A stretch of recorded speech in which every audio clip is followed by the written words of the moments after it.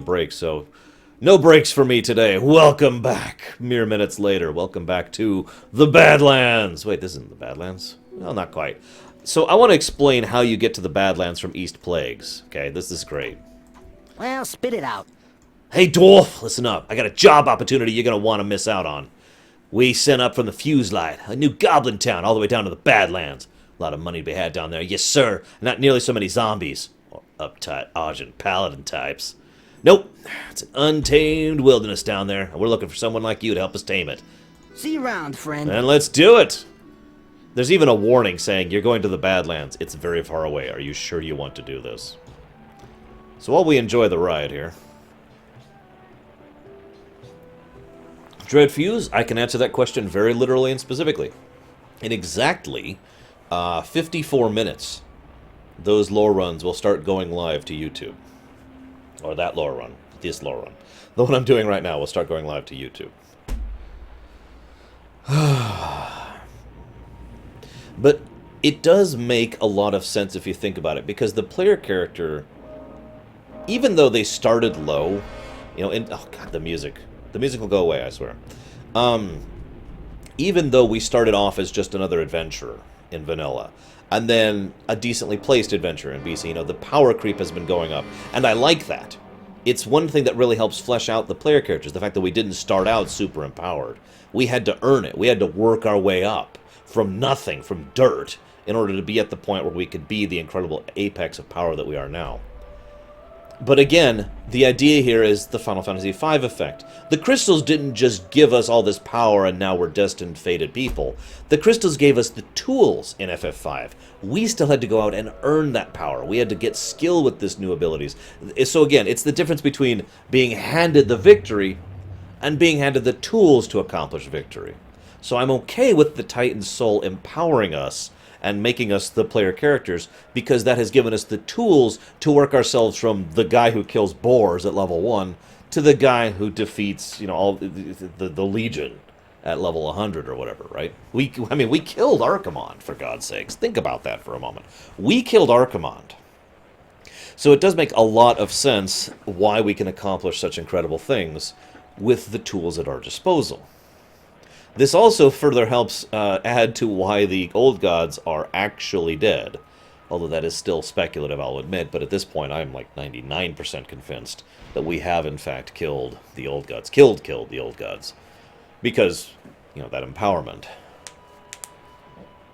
I don't want to call it empowerment. I'm just going to keep calling it the tools. Because that really does suit the idea, the concept in a nutshell. Now, it is also possible Blizzard will completely destroy all of this goodwill and fling it out the window by saying, oh, no, you were always destined to be these fated people. In which case, I will flip off Blizzard and stop caring. What's this slowly, Charlord? But yes, Azeroth is probably not doing all that well because of the many, many bad things that have happened to this, even on a planetary level.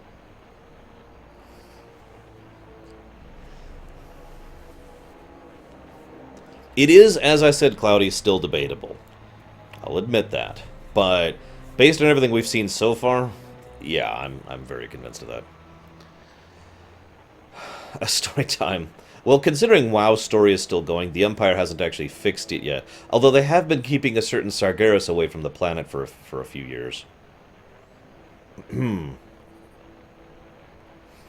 alone should give you enough information to tell you what the Empire's been doing with regards to Azeroth. Originally, Azeroth had nothing to do with the Empire, though. It was part of the Imperium, but the Empire didn't know Azeroth existed, because the one person who found it deliberately kept it hidden from the rest of the Empire. A woman named Merlinay. Arguably one of the two main characters of the Imperium storyline.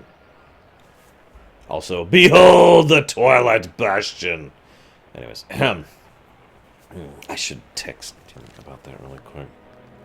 But the Empire, the Empire has only very recently had a presence here. Very recently.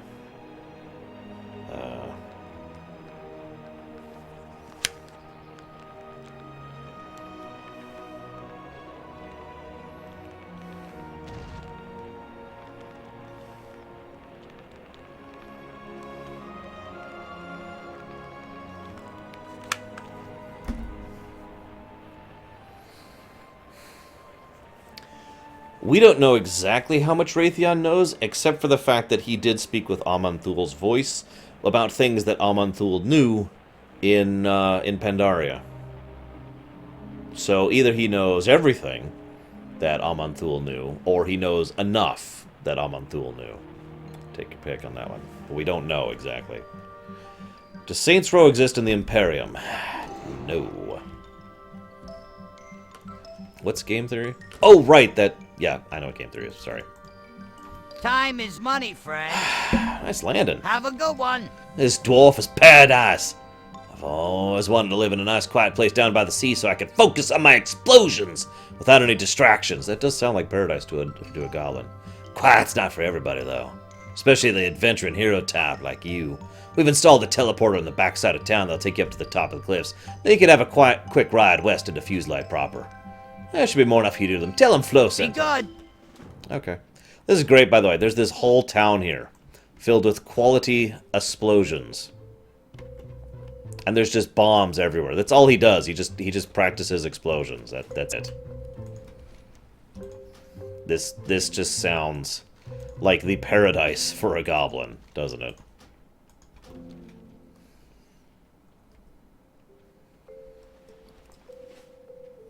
No. We won't be punching any goats. We did that in Just Cause 3 yesterday, remember?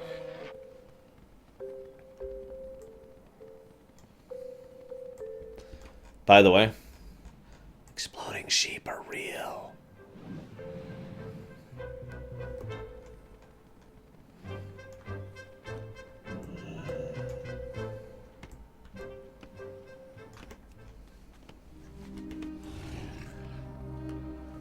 Alright. So Fuselight. So the Badlands simultaneously contains one of the funnier quests in Cata, and one of the more tragic quests at Cata. And in fact, that tragic quest is still having consequences to this day as of Legion.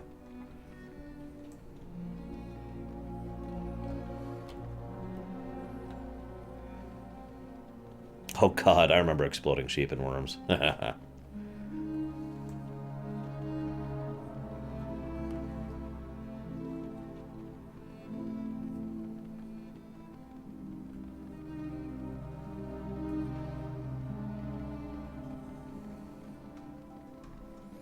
Hello, Nothrazim. This turtle is super fast, man.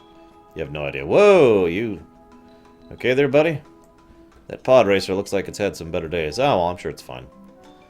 I'm sure it's fine. Alright. Welcome to Fuselight proper. Let's get the flight path really quick before I forget. Who could forget the Holy Grenade? Oh, I guess people who didn't play Engineers back in the day. Ah, there it is.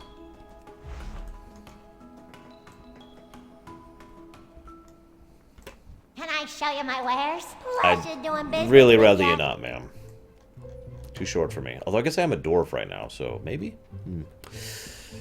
Alright. What's up? Welcome to Fuselight. Keep it real. The most immediate threat to Fuselight is the, without argument, the colony of ogres to the northwest. Most of our ogre neighbors used to be warrior types, but it seems more and more of them are practicing magic. I won't have any army of ogre magi at my doorstep. Go take out those dust belchers. Hopefully they'll get the picture and avoid messing with the might of Fuselight. Have a good one. Yeah, what do you want? I can't get my invention to work. Ah, that's it. I've decided. I'm gonna cheat and use magic. What my invention really needs is a solid piston that's thin enough to fit through a narrow copper tube, but strong enough to withstand repeated impact without breaking. The magic rods carried by those ogre magi to the north should work perfectly. Glad I could help. What sort of thing, little Billy? Oh, you're linking me something. Okay. Hang on.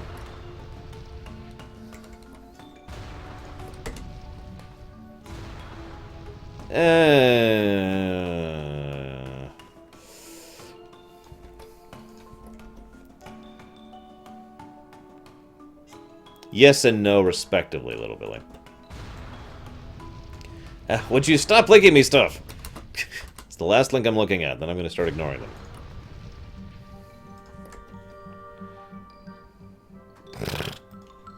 Definitely not the last one.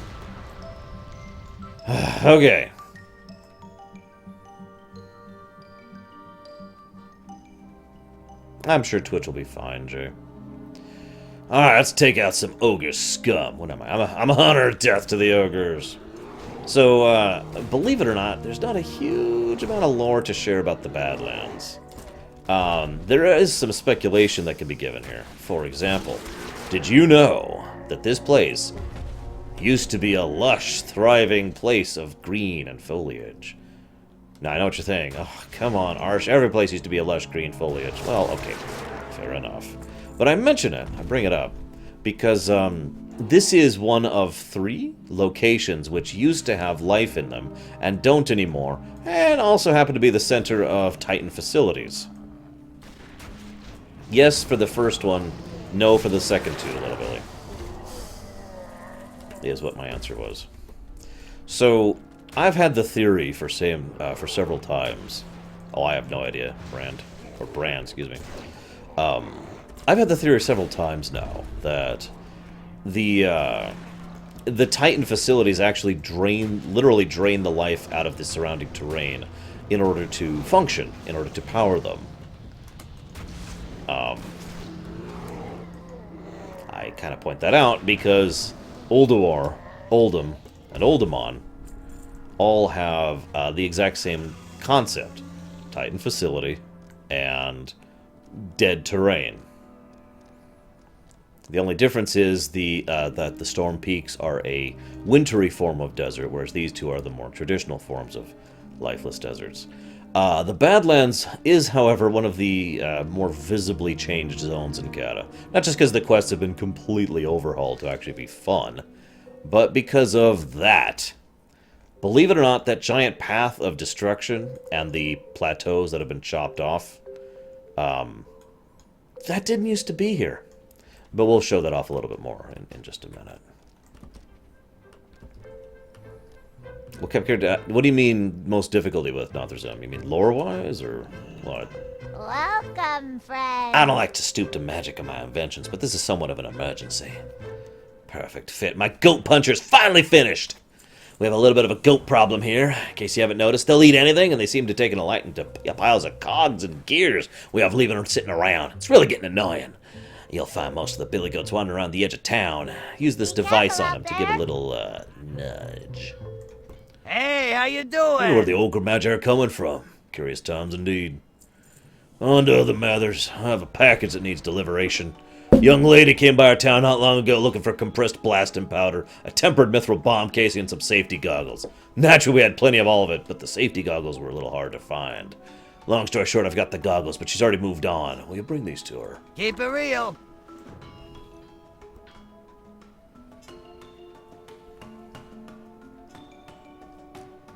Let's see, where's some... Ah, there they are. Hey. It's an innocent, lovable, cuddly billy goat. Get off my mountain!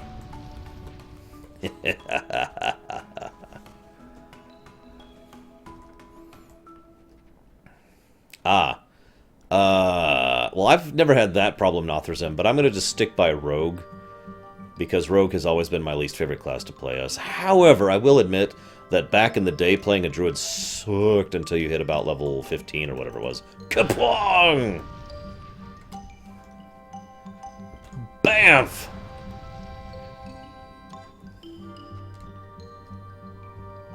Yes, the goblins are very high-tech level, relatively speaking. And as we've literally just demonstrated, they have no problems working with Magitech either. Because that's what we're using right now, a Magitech device. She cheated and used magic to make the device work.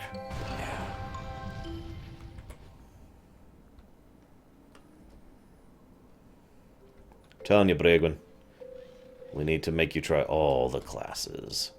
Pow! Whoop, hang on. Pow!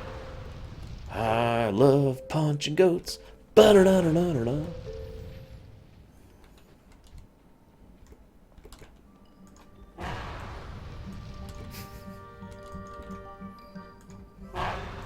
I like how the quest is literally to nudge the billy goats. Yep. Definitely nudging some billy goats. They'll be fine, guys. Oh god, I remember that too, Permeus. I leveled a priest and a druid in that era. What the? There we go. Okay, goat's dealt with. Wait, hang on, there's one more. Just for good luck. Yep, hang on. Yep, okay, whatever. Well, spit it out. Well done. I have no doubt those goats will be back, but they'll think twice before they nibble my cogs again. Hurry That's, back. I'm sorry. That sounds a lot like goblin, flirting. So you want to nibble my cogs? I don't even know what that would mean. It's just random words thrown together. Let's see who this person is who wanted this delivery, shall we? Whoops, didn't mean to hit that. Ah, crap. It's okay, I lived. I'm just gonna eat this ham steak here. For no reason. I have a worm steak, too. I should eat that, too. Ah, screw it, I'll be fine. Let's go! Dun, dun, dun, dun.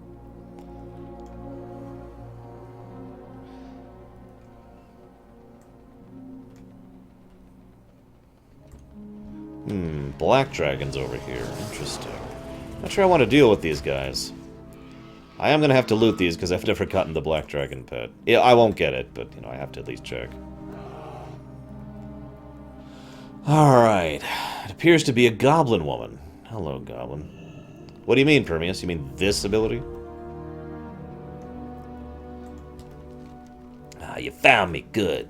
Thank you, dwarf. You can keep the goggles. They've already served their purpose. They brought you to me. What? I'm experimenting with the black dragons. Specifically, I'm interested in how they procreate. My current experiments require plenty of black dragon eggs, which is why I'm here. I can gather them myself, but you'll benefit from helping me out. Okay.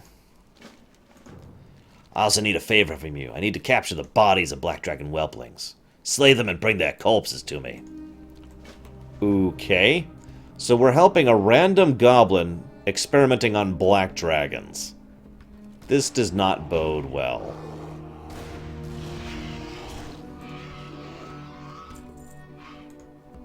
What do you guys think? Twilight's hammer?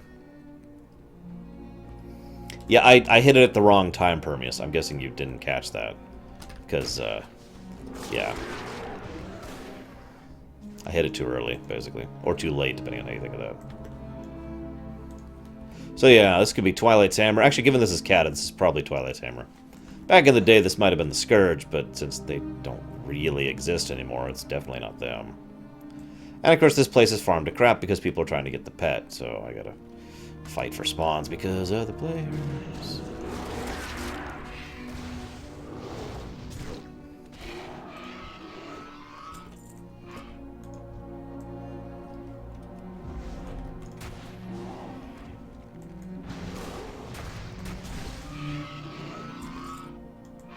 But yeah, I'm one of those weird people who use disengage as a sprint button or a blink button every now and again. Kind of like that. Because I'm weird. It's like, come on, let's go.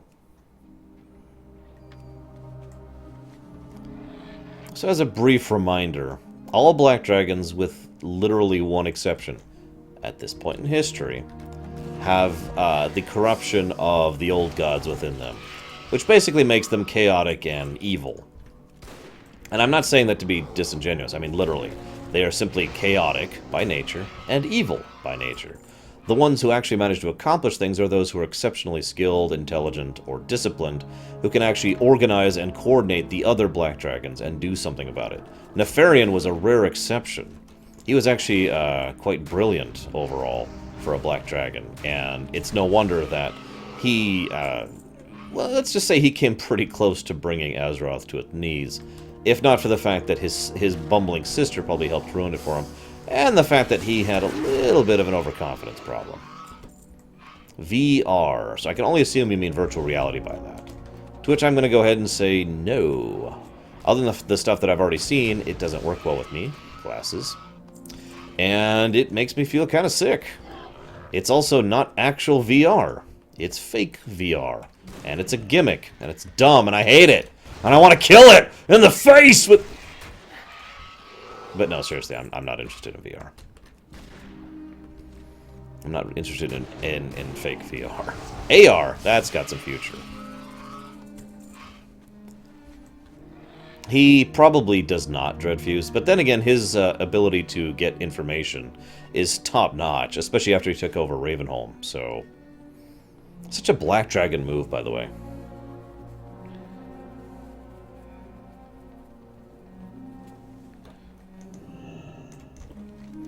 So, let's help this Twilight cultist out a bit more. She's even wearing robes that look kind of Twilight cultisty, isn't she? You brought me the eggs. Thank you for getting this so quickly. You got the items I ask? This grisly task was necessary. All will be revealed too soon, for know this, I am no ordinary goblin. I serve a mistress of unimaginable power. Well, crap. The Black Dragonflight was once a noble, and they were the Earth Warders, protecting the very land itself. How ironic they would become the worst menace the land has ever known. I believe there remains a sliver of hope, and so does my mistress. The Black Dragonflight will live beyond Deathwing's treachery, and will soar as the noble Earth Warders again, except they totally won't, because they were genocided. There's no female Black Dragons. At all. They're all dead. Alright, anyway, so close my eyes. Okay. Holy crap. She has a Black Dragon just imprisoned here. Black Drake. No, that's a dragon. That's a dragon. A real VR is a holodeck, Jay. See you around, Spirit. Feel better.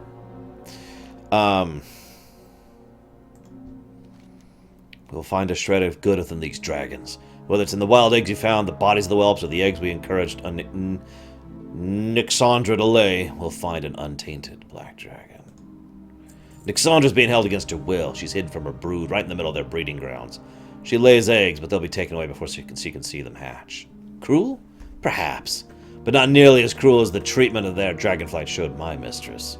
Show me I can trust you. Take her eggs, bring them here. You'll need to beat her into submission before you can take them. I suppose we haven't stopped, so yes? And hello, Magister. You missed us discussing, quite a few different things about the Blood Elves, but, you know, that's normal.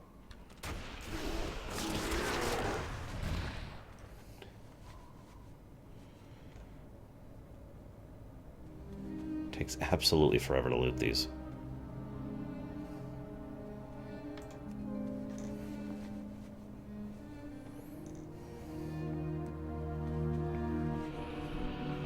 Yes, virtual reality, Jay. Think about the words for a millisecond. I mean, seriously. Come on. Come on. There we go. One more.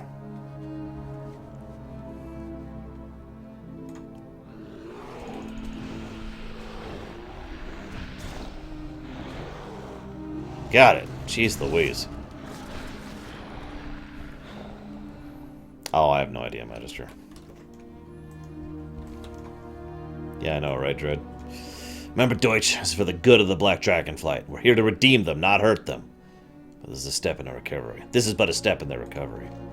You've done everything I've asked, without question. Our job here is done. It's time I reveal everything to you. That I am a member of the Twilight's Hammer.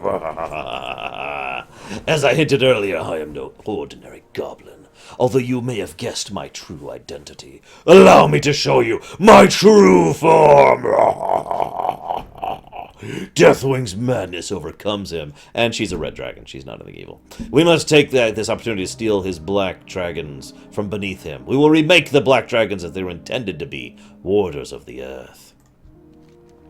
My name is Rhea Straza, and I am an envoy of Alex Straza herself, an aspect of the Red Flight. With Deathwing currently occupied by other matters, we're going about a way to redeem the Black Flight, and you are going to help us. I made a calculated decision in revealing my identity to you. I needed you to trust me, but I can no longer stay here in the ravine as my cover has quite clearly been blown. You may be able to slip away unnoticed, however.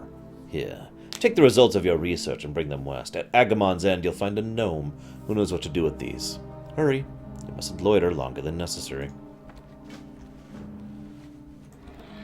Run away! Run away! And this is totally going to drop the pet right here. Nope.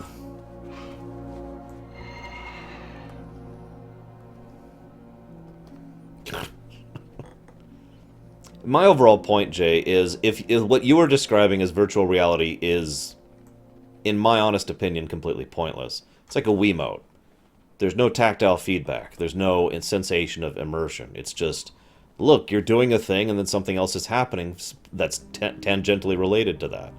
That's not VR to me. That's garbage. Fake VR, as I tend to think of it. Real VR, of course, is completely unfeasible. Whoops, we're Alliance.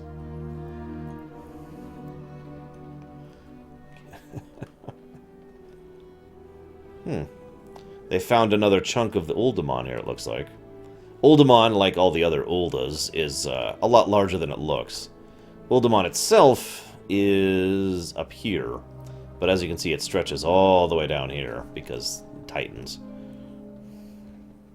I still haven't gotten that frickin' pet, Bashful, if that makes you feel any better.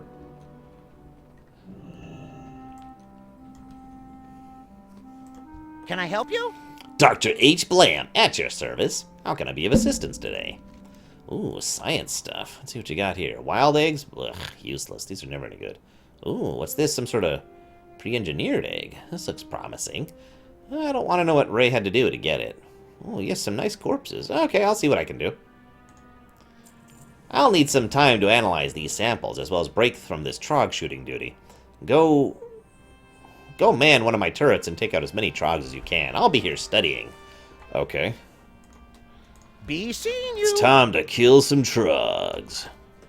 That's an add-on, Dreadfuse. So for those of you not aware, I'm sure none of you are, but I'm just reiterating it, this would just be blank if not for the add-on. So I use this add-on so I don't need to go explore a place to be able to point to a place and say, this is New Kargath. Instead of just kind of guessing, it's somewhere in this vicinity. Because I can see it, it's right there.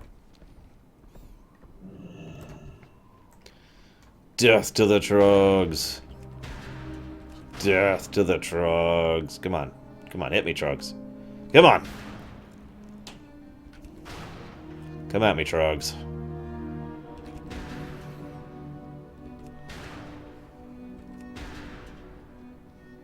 Seriously. Kill me! I want you to hit me. I want you to do it. I want you to do it. Come on. Come on, I want you to do it. Come on. Come on.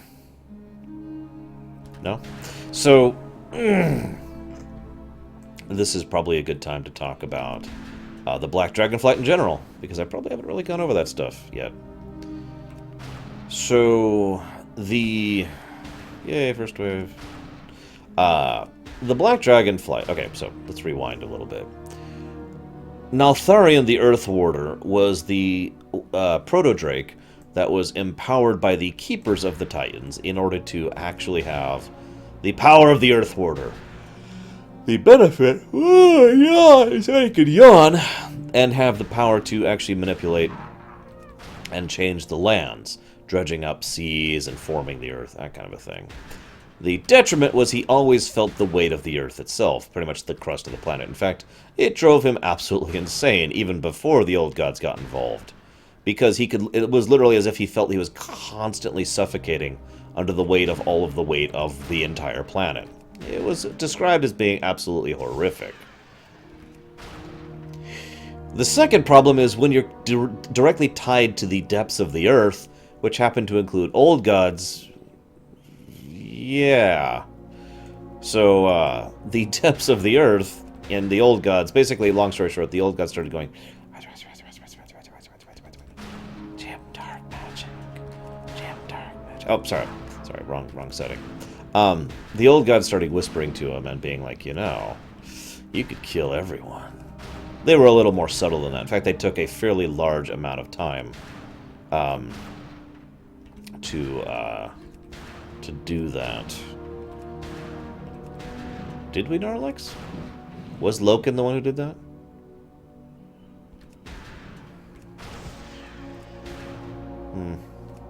Anyways, so after a significant period of time, the whispering of the Old Gods got a little bit too much for poor Notharian, who, as I mentioned, even before the Old Gods were whispering to him, was being driven insane. His mind just kind of collapsed under the strain of all of that. And he started thinking in really diseased, tainted ways. Which kind of comes forward in the way he talks. Yeah, I thought Arcades empowered Notharian. Yes, they started with a small part. You know, that outfit kind of makes your hair look kind of weird. Just saying. Maybe you shouldn't wear it like that.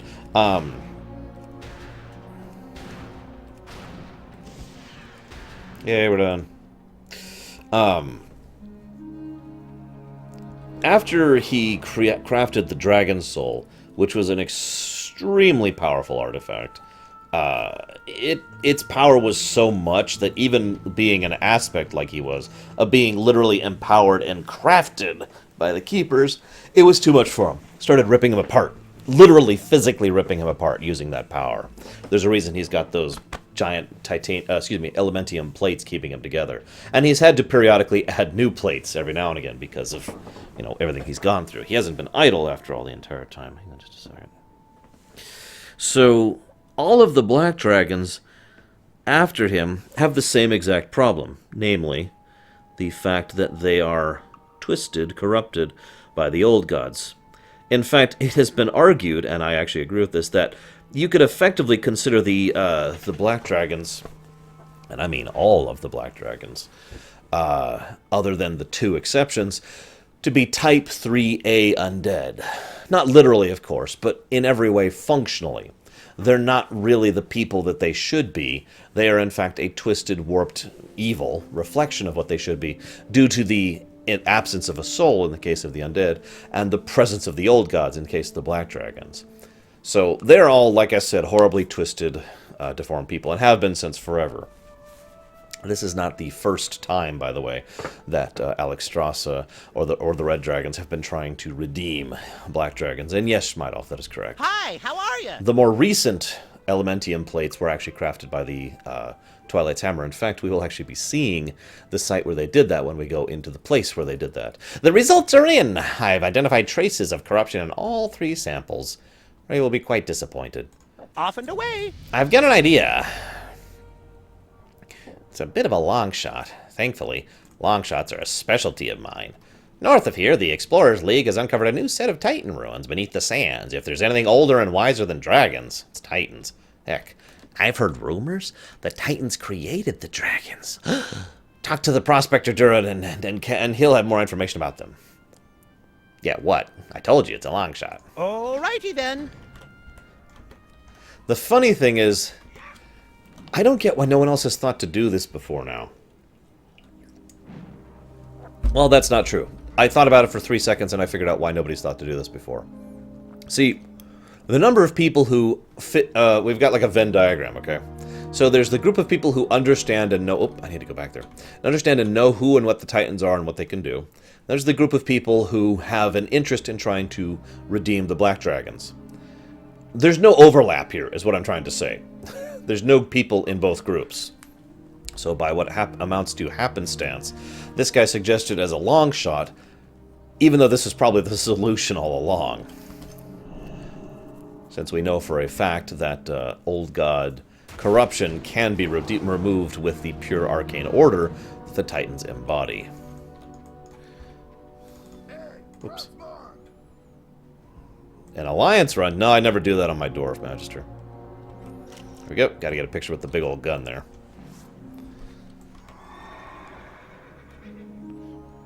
Now, I already kind of, you'd think they would, Bashful, but, Alexstrasza herself has no real excuse, and she knows all the truth about that. She knows that they were, the dragons in general were crafted by the Keepers, and she knows that about the, the Titan artifacts and their technology and whatnot. No, I will not, Magister. We have retired our Horde character. He's gone forever. So this is the Explorers London. These guys are a little bit of a contrast to the Reliquary. I actually already talked about this in Tanaris. But we'll talk about it a little bit here. How are ya? They decided to join the winning side, Narlex. Titans? You want to know about Titans? You came to the right place, lad. First things first, though. I'm not going to go sit here and tell you everything we've discovered right down those ruins. We've got problems to take care of. Most pressing is those upstart reliquary hooligans just on the other side of the tomb. They're making off with all our loot. Don't they know diggings and dwarfs work? Hunt down and kill them. If you ask me, bring some of those precious artifacts back. Then we'll talk Titans. See you soon. I want to stress how stupid this is. The dwarves are here to learn more about the Titans. The Blood Elves are here to learn more about the Titans. Logically, the best thing to do is to kill each other over the ruins that... You got my attention. I can appreciate a good digging as much as any other dwarf, don't get me wrong. It's just that we do so much digging and so little drinking. Sometimes I wonder if I should just hang up my shovel and head back to Ironforge. But not today, I've got digging in me yet.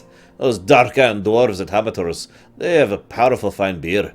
Right up in the desert. You think you could pick up a few for me? Safe travels. Hey, spirit of memory. The other spirit. The second spirit. Since the first spirit was actually on earlier. But hi, what's up, dude?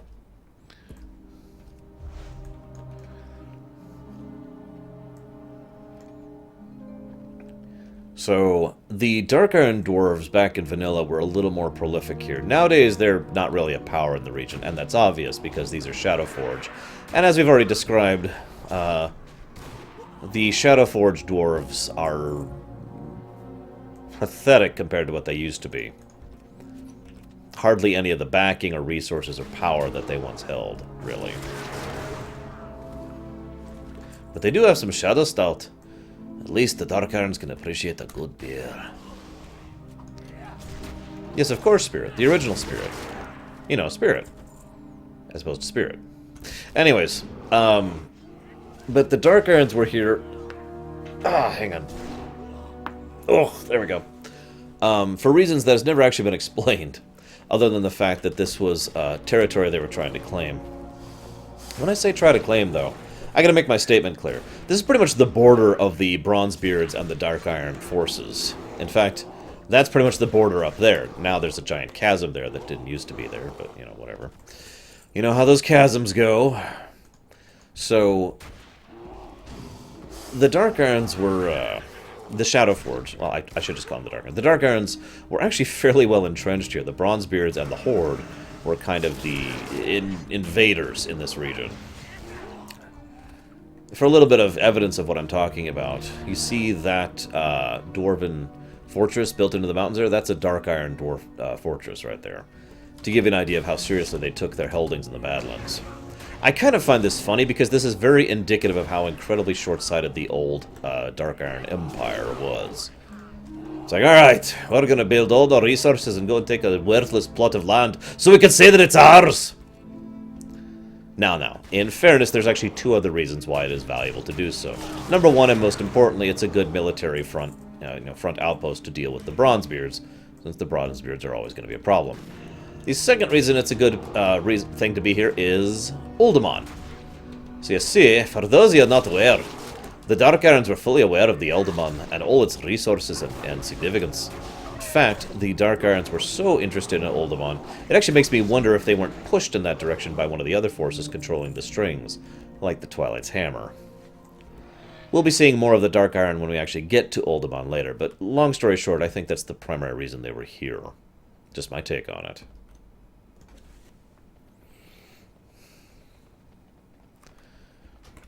Okay, so let's see. Their current goal is to learn more about the Titans and the history of the world, and their current goal is to learn more about Titans and the history of the world.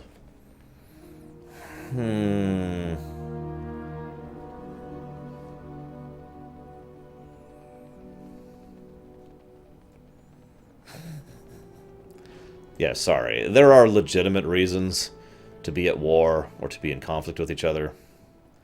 This is not one of those circumstances, in my opinion.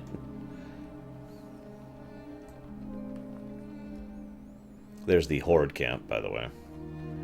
With the reliquary. Oh, right. I'm stupid. I need to do this. I'm gonna go kill some Taurens, because I'm evil. Then some Blood Elves, because I'm evil. No, I kid. For the record, the reliquary give you the same damn quest. Go kill, dwarves. Actually, it's like go curse dwarves or something like that. Which is kind of messed up in its own right. So let's see, what are these artifacts they're giving me? A Trog tool, which is a rock. A broken chalice, which appears to have gemstones that have been pried from its setting. A dusty vase, cracked, chipped, and old. And an earthen hieroglyph. An ancient word in a forgotten tongue carved into rock.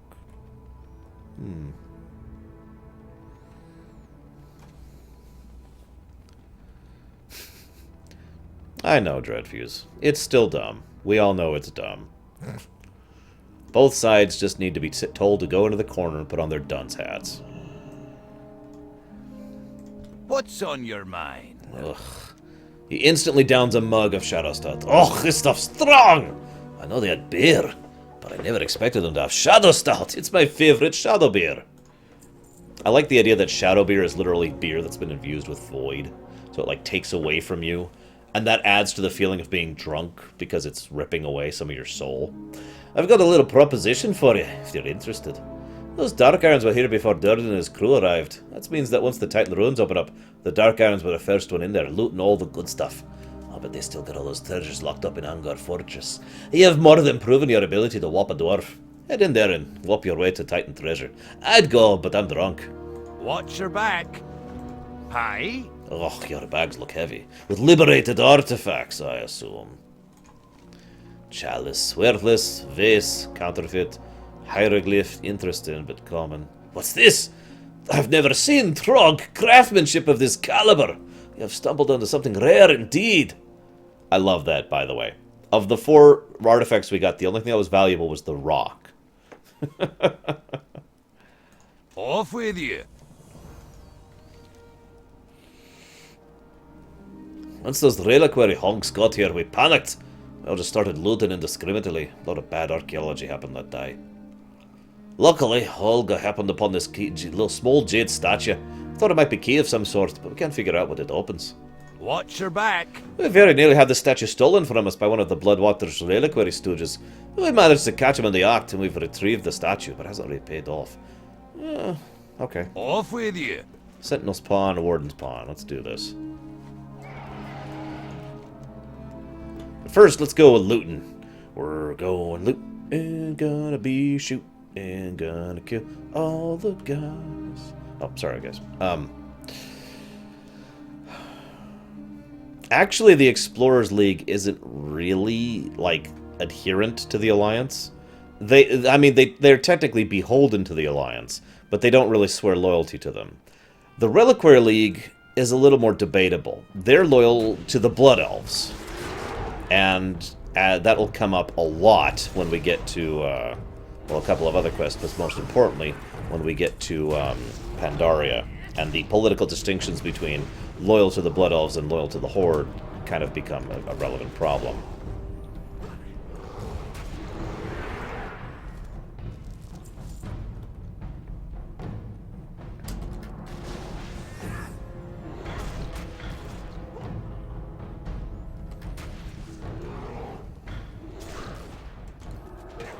And of course, there's a freaking flame, fire elemental calling the shots in here. Because of course there is, because if I haven't pointed that out for the 50th time, the Shadowforge are pawns of the forces of Unzoth. Twilight's Hammer, the Elementals of Fire, all of them. They are literally slaves.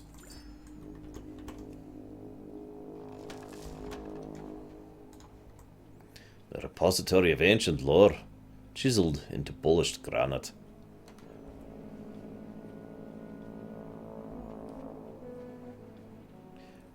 I don't remember if Lorthamar's here. I know he's not relevant here.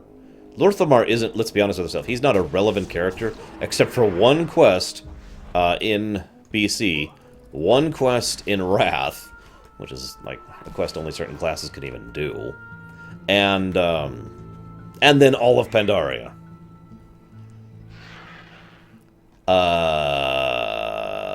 Okay. The Horde at this point in time is the Disgusting Horde and the Horde. Lorthamar Theron. Oh, you're funny, Gnarlex. The Disgusting Horde is the forces of Garrosh. The Horde is everyone else. And so, the Disgusting Horde has a ridiculous amount of military might behind it. So they're kind of bullying the rest of the forces of the Horde into assisting.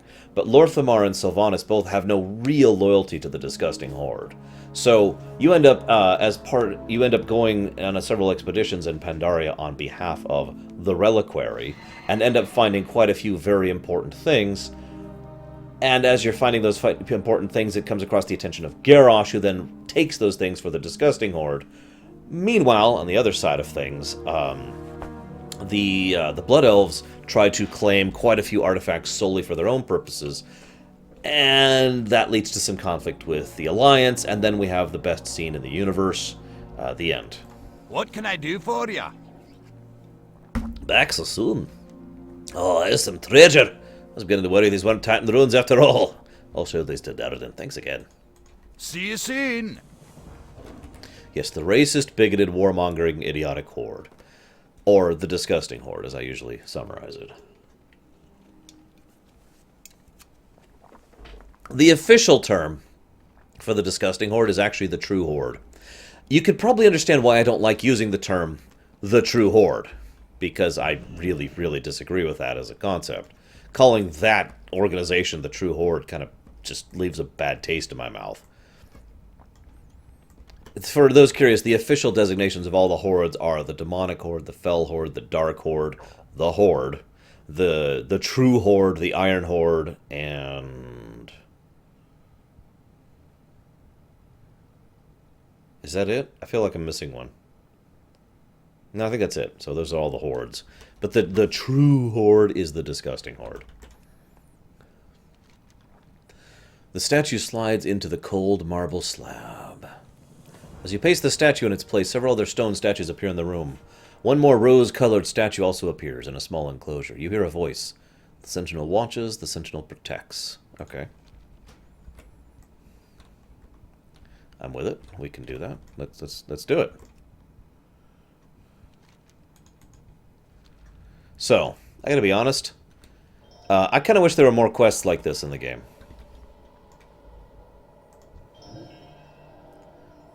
I don't understand that question, Magister. They've already talked about why there aren't more quests in this game. I bet you can guess why.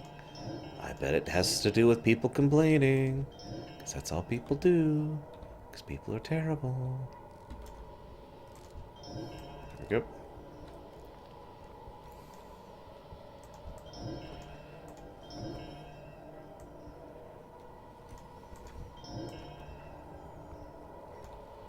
But yeah, it's an honest-to-God Zelda puzzle.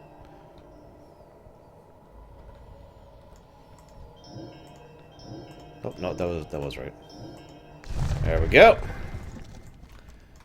Yay.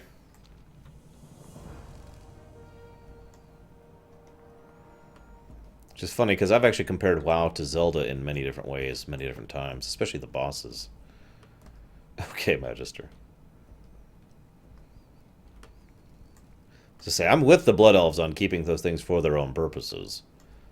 It's just I hope that, well, we'll get there on Pandaria. It gets a little gray, let's just put it that way. Alright. The statue splits into two. Okay. It's apparently a riddle. Let's see. True Warden does not face outward. Okay. Ah, yes, I remember this quest. I actually had to do this for a friend of mine. Okay.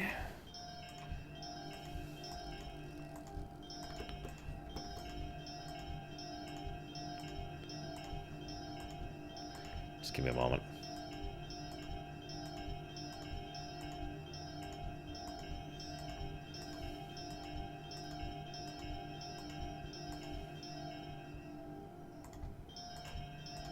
Bamf. Alright. You hear a good amount of rumbling. I wonder what happened. Let's go find out.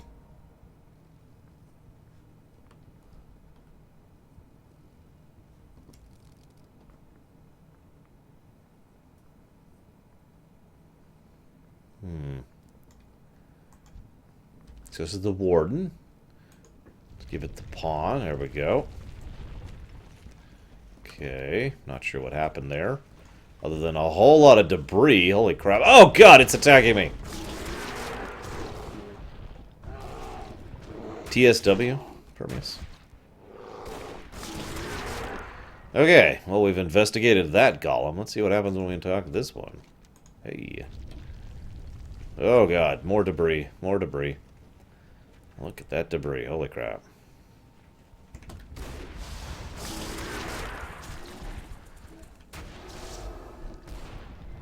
Ah, gotcha. With your inspection complete, the statues return to their original positions. Something seems different in the room, however. As the second defender falls to the ground, a chest appears. Just appears. As being cloaked or something, I'm sure. Let's see what's in here. Inside you find a small circular device resting on a cushion. I wonder what this is. Oh, well. We'll go ahead and keep going. See what's up with this. Do-do-do.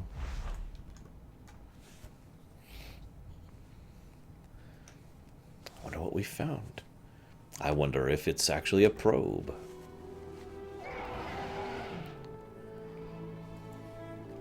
Honestly, I don't know, Jay. I mean, I really don't. Well, I mean, I know the out-of-character reasons, but there's never been an in-character reason given for why the second Horde was called the Horde. We know why every Horde after the second Horde was called the Horde. Okay, I don't know why that's so loud. Oh my god, death! Death to the Scourge! And to the living!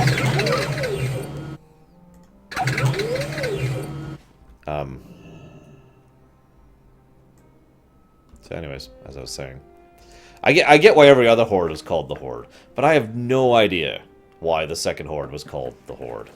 If there's a lore reason for it, it's not aware. It's not something I'm aware of. I only know why. I only know why they did it out of character. Pleased to meet you. Well, that's our long shot paid off. Just one tiny device? Man, I never did understand the Titans. Well, let's see what this little peeper can do. You have a great day now. Hey, look, it's flying.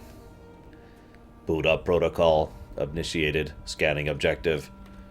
Objectives identified. Scanning. Anomaly detected. Probable source Azerothian Old God. Attempting to excise. Anomaly excised. Repeating sub-protocol. Anomaly excised. Repeating sub-protocol. Anomaly excised. Reassembling remaining material. Viable subject compiled. No anomalies detected.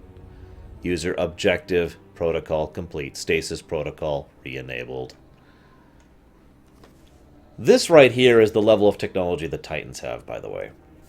They took, if you weren't paying attention, a black dragon, a whelp, a black dragon egg, and a new egg, purged the old god influence from all three, which took out chunks of them, basically. So the egg wasn't a functional egg anymore. The whelp wasn't even a full corpse anymore. And then re-emerged the combined matter into a single functional egg. This, what we just saw, is a very, very small form of re-origination. So that's what the Titans could do and will attempt to do in the future for us, and in the past, in the modern era, to the entire planet. This is what Algalon was trying to do to the whole planet, basically, just on a much, much smaller scale. My, you're a tall one. Did you see that? Incredible! My Titan idea worked! With your help, of course. We need to get this back to Ray. She's not at Lathor Ravine anymore. Sounds like she blew her cover pretty well when she transformed into her true form right in front of everyone. She's now in the west, staying at an Alliance camp. She'll be waiting for you. And the egg. Off and away.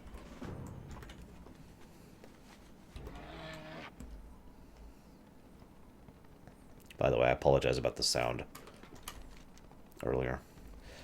Well, this is a super important quest. But before we do it, I don't know. I think we should do the best quest chain in the entire game. Who's with me? Let's go to the Scar of the Worldbreaker. You see these kind of weird shapes? These were made because this is where his wings were flapping, basically. Ow.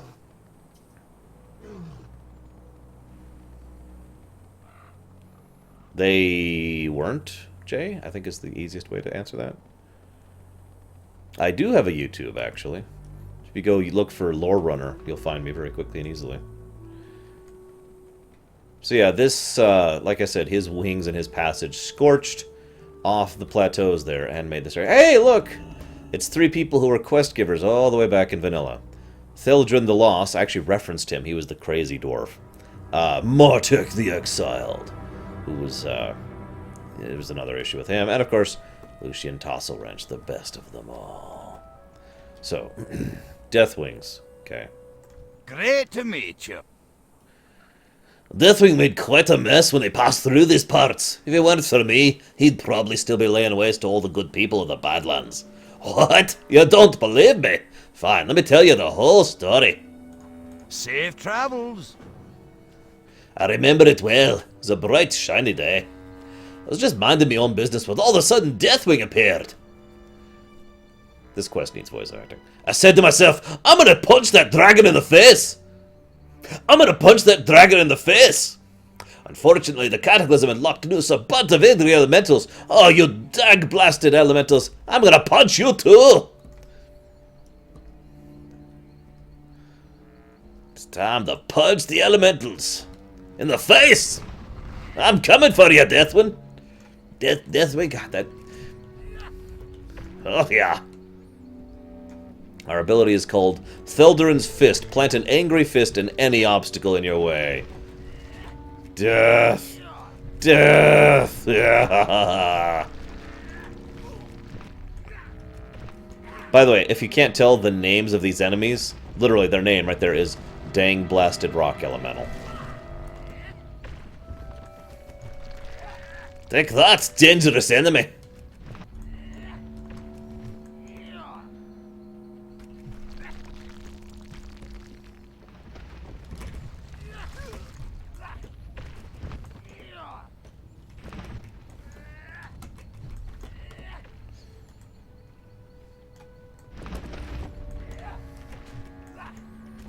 Oh, we apparently have an ability called Face Punch!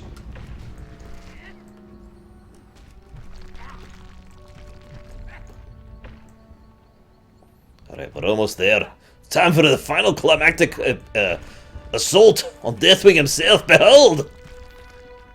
Deathwing, the aspect of death, rides right before us. We gotta go defeat him as quickly as possible. Quick! Punch him in the face! Blow! You got my attention. some story, huh? Now you know why Deathwing hasn't come back here since. Watch your back. No, Thaldarin, you're telling the story all wrong. Salutations! Not only was Thildren's story wrong, it was boring, unimaginative, and slow. I'll tell you how things really happened the day Deathwing came. You have a great day now. First of all, it wasn't sunny out. It was cloudy when Deathwing appeared. The cowardly dragon must have seen me because he turned away and flew into the clouds. I'll find you in those clouds, you worm, I yelled.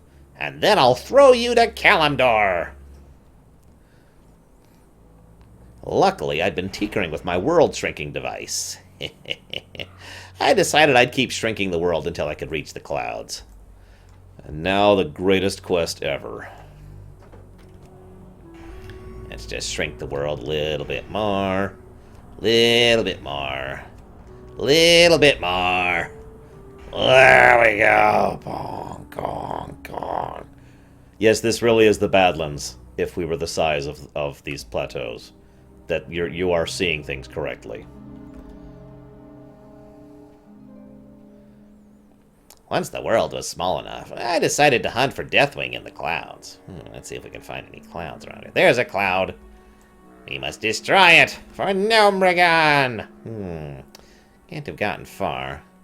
Where are you, Deathwing? Come out and play.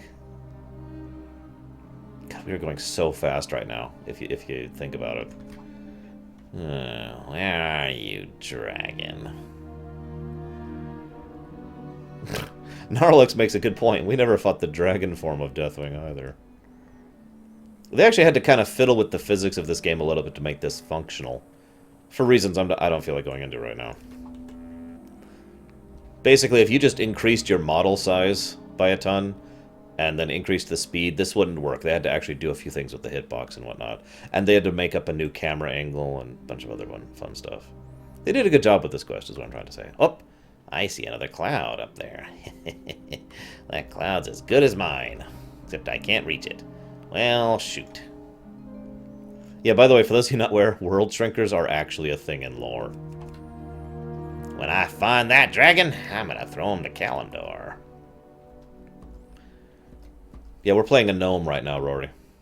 Can't you tell by the fact that we're taller than the nearest mountain?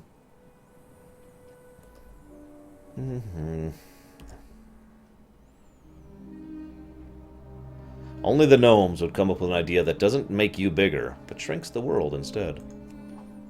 I had searched every cloud, but I couldn't find Deathwing. It was then I realized he was hiding in the sun. I looked up.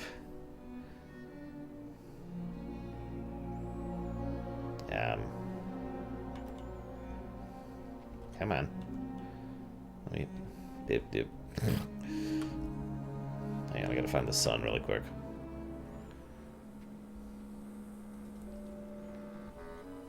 There it is. Behold, the sun! Which for some reason... It went away. It was right there for a second. There's another player doing this. That's probably the problem. Oh, there it is. The sun is back! I reached into the sun. Literally. The sun burned me bad, but I got my hand around his slimy neck. Also, his name was Cowardly Deathwing there. I'd summoned all my strength, faced west, and threw him to Kalimdor! No, Eru, I do not. Camera slowly coming back in. There we go.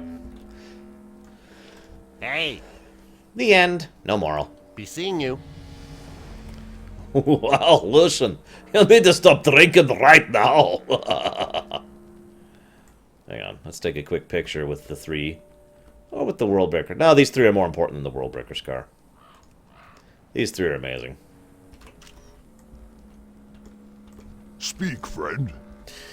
These two have no idea how to tell a story. Theldurin's story was too short, and Lucian's tale was a little too tall, if you catch my drift. And neither of their stories had hot babes in them. Sit back, Deutsch. I'll tell you what really happened that day. So I'm going to say this now. Rory, I want you to choose which hot babe we go with. May your blades never dull. The day Deathwing came, blood rained from the skies. I believe I was showing my motorcycle to some hot babes at the time. After Deathwing appeared, they came quite frightened, but I only had room to rescue one of them.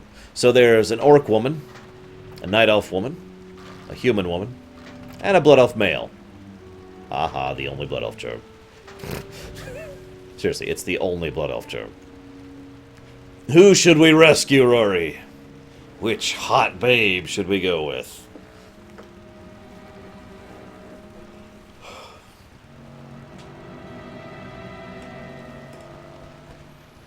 White House, I am doing a lore run discussing the story and whatnot. The orc! Okay. Strength and honor. Go Up with in, honor. baby. Obviously, I picked the orc. Woohoo! My tech picked me. We rode down the canyon, careful to avoid falling rocks, And occasionally jumping. By the way, notice our name right now is Martok the Awesome. For anybody who watches DS9, I'd say that's an appropriate statement. It was the best lunch ever, Benoth. I exploded from it.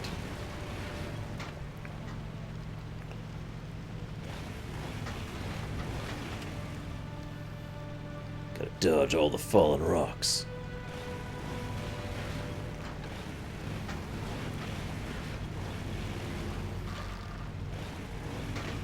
When I reached the edge of the canyon, I remembered my motorcycle could fly. That would have helped to know earlier. I flew to the top of the pillar, located just north of the canyon. During the flight, I shared a tender moment with the lovely orc.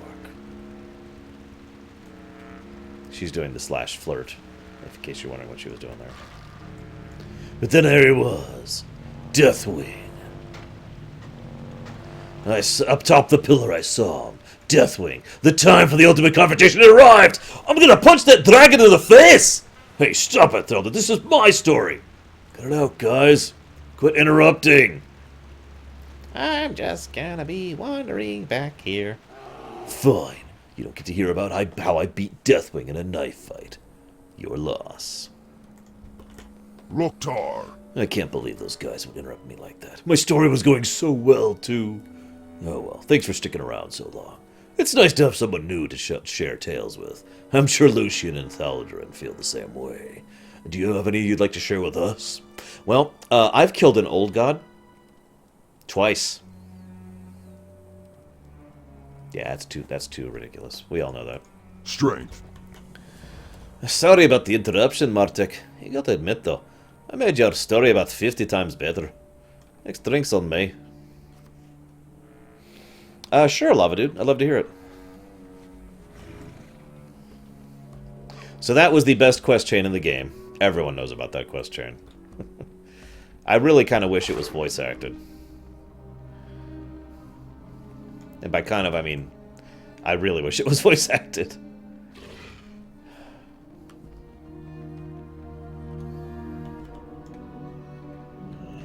How did it really happen? It's actually very mundane. You see that path? That's the path Deathwing took when he went through here. And then he kept going because he didn't give a damn about anything. The end. So, as a quick note, you see this fist? Here, I'll make it more obvious. You see that fist there? That's almost a unique model. There's like 3, I want to say, weapons in the entire game that have that model. So, if you're interested in a cool transmog for a fist weapon, do this quest and hold on to it, because, yeah. I, of course, will not be. I'll vendor it immediately. Hello. Hey, buy my things. Thank you. Goodbye. But that's only because I don't care about the story. I actually still have that fist on my my warrior. That's some precious cargo you carry there, Dodge. I'll take that egg out of your hands now. We'll need to get the egg incubated and hidden quickly. There's a lot of angry dragons looking for this. It's good to see you, by the way. In my haste to escape the ravine, I forgot to tie up one loose end. Nixandra. She's free, and she sounded the alarm amongst the other flight. Half the flight is here combing for the egg. I'll take care of hiding the egg. You're going to take care of the other troublesome dragons. And you'll have help. Talk to Eric over there. He and his brothers will be joining you. This is kind of cool, but we'll get to that in a moment. Greetings. Say we have a dragon problem, but it looks like they're a little more interested in New Kargath than our small encampment. And nevertheless, I've got many top men focused on keeping the dragons at bay. One problem that's gone unchecked, however, that's New Kargath over there, by the way. One problem that's gone unchecked, however, is the ogre camp to our southwest. A small army of combatants seem to have appeared outside their hovel. We can't sit and wait for them to flank us. Thin their wings before they thin ours. Be careful. Actually, I'm going to pause. Oh, I can't. Whatever. I wish switching servers wasn't such an issue right now, but whatever. What's on your mind? You're the dwarf we've been waiting for? It's about time you got here. My legs could use a stretch. Come on, boys. Let's kill some black dragons. See you soon. Eric, the utility dwarf. Before I get too crazy, let me tell you about how I fight. So, Safe travels. Well Baelog, met. the glass cannon, See you soon. And Olaf, Talk to me. the big fella. Watch your back. Lost Vikings reference. It's okay. This is actually a pretty fun little setup. Oop, I forgot a quest. How did Azeroth die? Well, I suddenly appeared and said, I'm gonna kick that... Oh, excuse me. I'm gonna punch that Azeroth in the face! Can I help you? Dragon's Mouth was established to give the Alliance their first stronghold in the Badlands. Seriously, the Alliance had, like, no presence here at all in vanilla. Despite its position between Stormwind and Dun Morogh, the Badlands have traditionally been Horde territory. If that's ever to change, we need to start asserting ourselves. Of course, the dragon attacks on New Kargath don't hurt our cause either. Of course there are, but there's several. We're hard up on supplies, stranger. With the Black Dragons raining destruction on what would be our hunting grounds, we have no way to get food. So go steal from the ogres. Farewell. And that's a go-to Have a we'll be good doing one. later. Tomorrow, more specifically. So as you can see, New Kargath is under siege over there. Old Kargath is actually still here. In fact, you can see some of the tents over there. We're not going to go all the way over there, but it's over here. Basically, Old Kargath was a horde stop post, for lack of a better way to put it. That was their attempt to have a holding within the Eastern Kingdoms that wasn't run by the Forsaken. Yeah, the dwarves decided to join the winning team, which is pretty awesome when you think about it.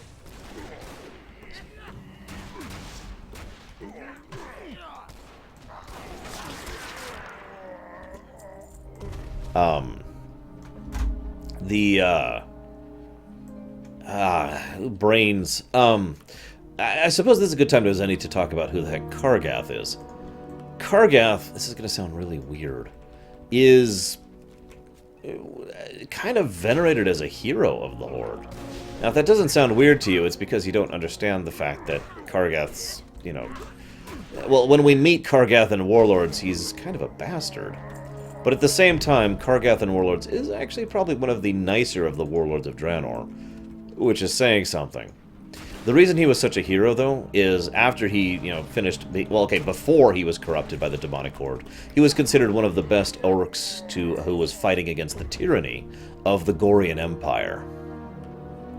For those of you not aware, in extreme briefness, just think Holy Roman... Not the whole... Excuse me, just the Roman Empire, and then replace Roman with Gorian, and you kind of have an idea of what the Gorian Empire would like. They were not pleasant people. Yes, I will, Jaxie. So the Gorian Empire pretty much abused and subjugated. We're kidding, Benoth. The dwarves have not switched, unfortunately. That'd be kind of awesome if they did. Damn right he did, Gnarlix. Anyways, point being, Kargath was a hero. He was one of the great people who fought against, again, you know, the tyranny of the Gorians, yada yada yada. See you around, Jay.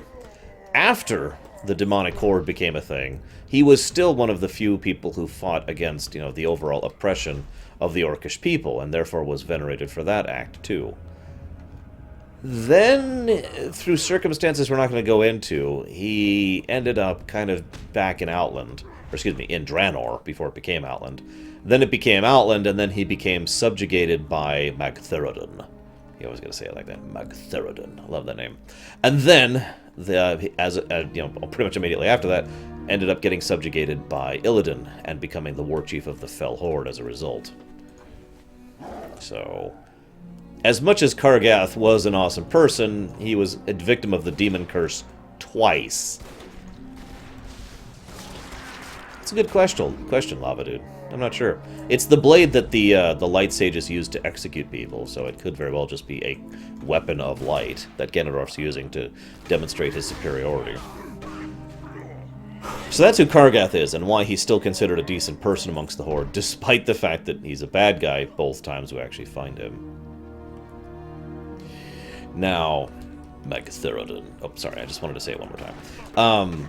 Now, regardless of Kargath and his circumstances... Interest you on a pint? Okay, the Roman Empire during the decline of the Senate, which actually isn't the Roman Empire if you're getting really technical. But, yeah, the Gorian Empire was the sort of, I'm going to go take over and kill you because I feel like it sort of empire. You know what, let's take this out of real life terms. They were Orlais during the occupation of Ferelden. There you go. Bam. Fixed. Anyways, before I continue on, I just want to talk about how awesome this quest is. It's not as awesome if you're a hunter, believe it or not. If you'll notice, my pet has actually been replaced by the 3 dwarves. The reason this is awesome, though, and again, you'll notice this is the second time they're testing out a new tech in the Badlands. These 3 are my pet.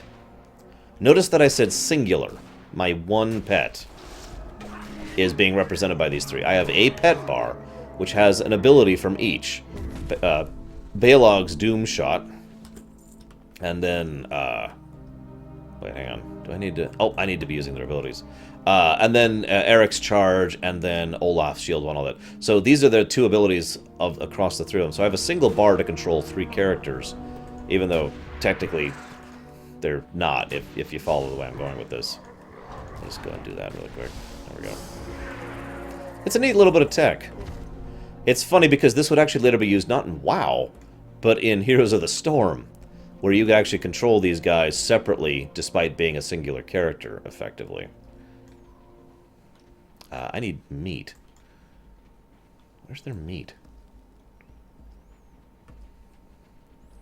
Well, no, they're the Lost Vikings. What can I do for you? I'm not what you call very strong or battle-hardened, but I get the job done my own way. Off with you. No. I get getting ready. Your feet on the ground. See, no need to worry when Olaf's around. Oh, hello, Deutsch. Looks like you've had time to get acquainted with your fellows. I have my first assignment for you. Lorerun, an ancient black dragon of considerable power, has joined in the hunt for the egg we're protecting. You need to stop him before he gets close. Okay. Be good. I can do that. Yes, there you go. I'm multi-boxing. Except please don't say that. I don't want to get banned. No, banned forever. Even though it's actually not against the TOS to multi-box.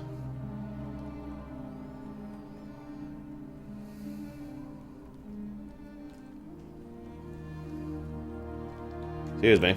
Can I help you? I don't have much to give you other than a passionate round of applause. Oh, wait, yeah, I do. Here you go. Have some loot. For the Alliance. Frickin' Alliance. Not paying their own mercs. Ugh. I spit on the whore Alliance.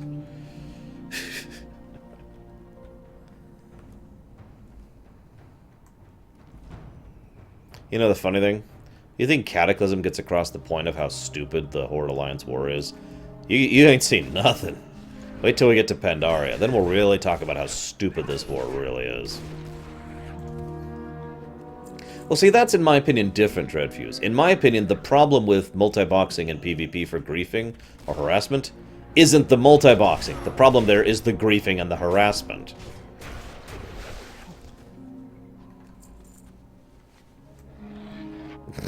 Nice lava. Oh, by the way, for a little bit of honesty moment, I have multi-boxed myself, basically to help myself level.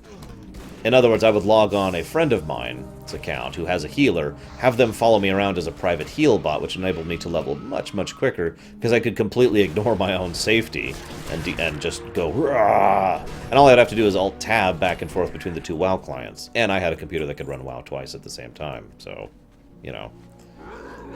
I've done that a couple times. I actually did that to help level a few friends, too, as a favor to them.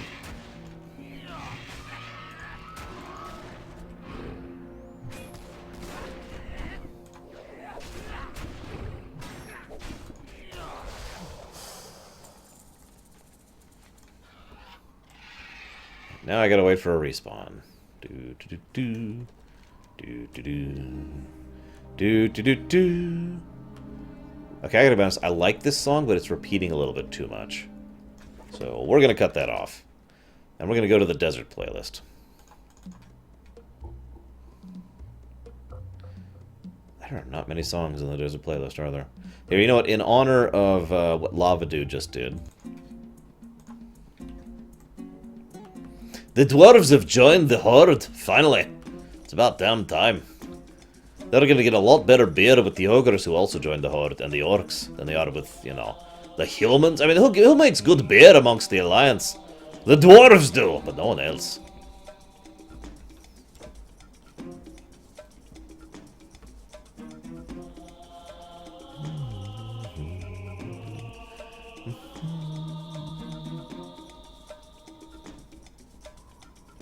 I have watched it, Spirit of Memory. I have not actually played it yet.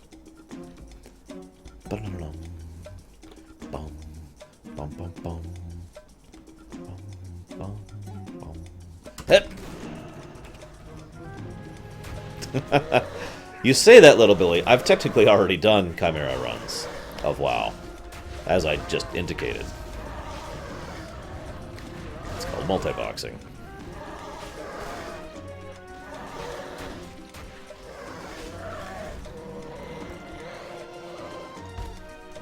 One less dragon to worry about, one step closer to redemption. Onward, my soldiers! The Black Dragonflight means business. It appears they've taken over a large portion of New Kargath, the new Horde settlement. Their troops are under the command of General Jiraka, and his champions must be stopped. We dragons do not take part in the squabbles between the Horde and the Alliance, but I do understand the risk you take in entering New Kargath. Please, be careful. I don't know, Gnarlix.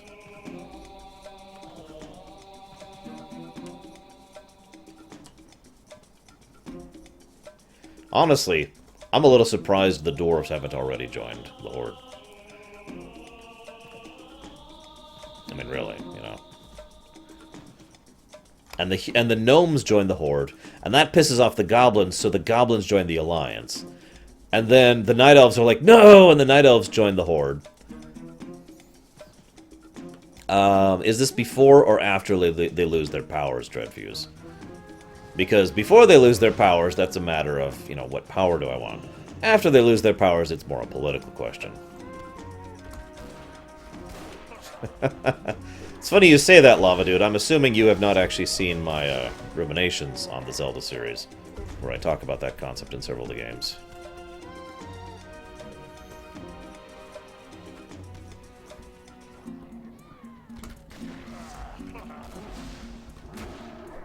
That's true. We must kill Moira! Death to the Moira! So that the dwarves can join the Horde! Like they should. You know, that's a good point. Let's just have the Alliance join the Horde. I'm okay with that idea. Really, I am. I'm even okay with the Horde joining the Alliance.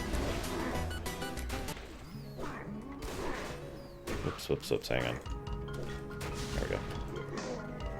Damn it. Because I had to change the song, I just missed out on a quest item. Frickin' Pandarans. This meat might want to be wiped down first, though. It's kind of gross. Oh, there's one. Quick! Get it! Seriously, I've been asked a few times if I was to redo the lines, how I'd do it. It's actually rather sensical to me. Shift the Night Elves over to the Horde. First and most obvious thing. Shift the Goblins over to the Alliance. They fit there better anyways. Shift... Well...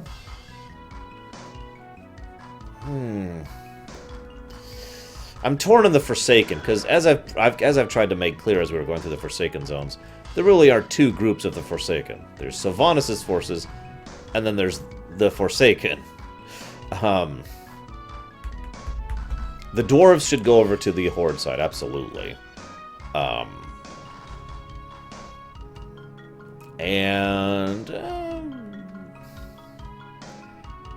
I think the Gilneans should kind of take over that niche. See, the real problem, and I actually talked about this before, one of the biggest reasons why the dividing lines back in vanilla were so weird was because of the fact that the way they had them lined up politically, the Horde had way more races, and they're like, whoa, we don't want to appear like we're being Horde-centric. So they split it up a little differently. Hey there. Welcome back! Yay! Food! Be careful. And everything, and we're basically done in the zone. Which is good. This is a much shorter zone than East Plagues. I actually agree. The Alliance in no way appreciates the Draenei. The initial zones in Azure Mist really help explain why the Draenei would join the Alliance, and I'm with that. But that has never been touched on since in any way, shape, or form. Now, that's partially the default of the developers, because they haven't really done anything with the Draenei since then. But it's still true. In fact, it's even an in-character joke. As in... We joke about, oh, the Alliance doesn't remember the Draenei, but even in character, some of the Alliance tend to forget that the Draenei and Valen are members of the Alliance. That's actually a thing.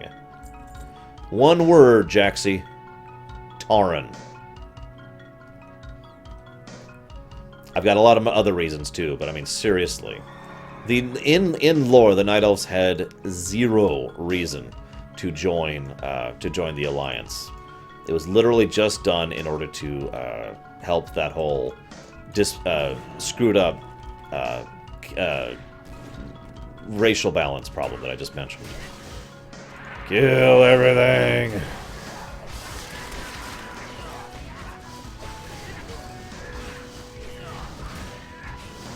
Yeah, pretty much, Gnarlix. It's a good way to put that.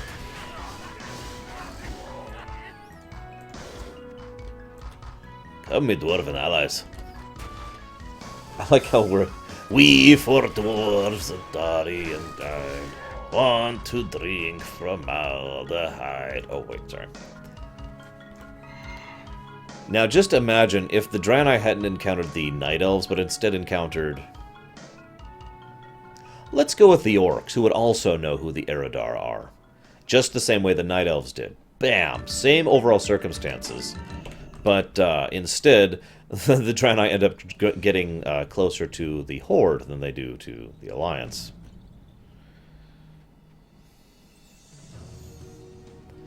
That's true, Permeus. And that is true, let's be honest. However, I don't think that's really as much of a problem as it otherwise could be considered. Especially at this point. It's like, okay, we dislike you. However, we know that you're not horribly evil. We know that you got rid of Garrosh and the other horribly evil bastards with him. We know that you're willing to work with us, yada yada yada. Redemption, coordination, etc. Exactly, Little Billy. That's kind of my point. The orcs are actually a better fit to get the Draenei into a faction than the Night Elves were. The Night Elf situation was just a complete lucky chance, as I described when we were going through Azure Mist. And yeah, I agree. If the Draenei had met Thrall, it'd be like, oh, God. Also, I imagine that Saurfang would be the kind of person who could broker an actual coordinated peace with the Night Elves. Specifically the Night Elves. And honestly, the Dwarves have no real racial reason to hate the Orcs, other than the fact that the demonic horde, 30 years ago, and the fact that the humans hate them. That's kind of it. They're loyal to the Alliance, not enemies of the horde, is really the difference there. I really would have no trouble seeing the Dwarves actually being friendly with the Horde. I am admittedly a little surprised it hasn't been a thing already. 2 more dangerous black dragons have been removed from the egg hunt. Your greatest task still remains. My greatest regret is the treatment the eggs that we... No. Excuse me. My greatest regret is the treatment that we, no, I, gave to Nixandra.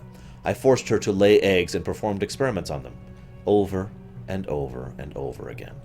Even as a mother myself, I can only imagine her sorrow. But no! I mustn't be weak. Our work is, after all, for the benefit of future generations of black dragons. Her sacrifice was necessary. She circles the ruins of Kargath, northwest of New Kargath, insane with fury. Please put her out of her misery. Very well. Why do I think the goblins fit better in the Alliance? First of all, the Horde overall, with the exception of the Night Elves, tend to be more conscientious about what they do to their terrain. Again, the majority of the Shamans tend to be Horde, not Alliance. The majority now, the Druids are split down the middle, so we've got more Shamans, same Druids. Overall, as a people, the Horde races tend to be more inclined to, we want to actually keep the land and take care of the land and venerate the land, that kind of a thing. The Alliance does not have that bias. The only real strong reason for the Goblins to be Horde is because there is a rivalry between the Gnomes and the Goblins. And that rivalry has existed basically since the two races met each other. That's old. That has nothing to do with the Horde of the Alliance. So, yeah. Also, with the Worgen, ironically enough, we have an interesting way that we could have... let's just say it wouldn't be surprising to see humans join the Horde under the right circumstances. Because of the fact that the Worgen are able to take their place back in the Alliance. I doubt the Worgen would ever be okay with the Horde. That's right, Ashenvale, the place that was destroyed 8 years ago by someone who was hopped up on blood demonic magic. Right. Oh, and Ashara, which was done by the Goblins. Thank you for making my point for me. Hey, Lilu.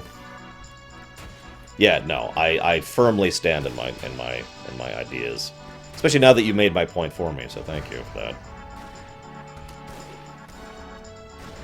Of course, we could all just make the Goblins not playable, but I really do think they fit the Alliance better than the Horde, because yeah. The only reason they ever had a place in the Horde at all is because of Garrosh, not Thrall. The Goblin player had a place in the Horde because of Thrall. The Goblin people had a place in the Horde because of Garrosh.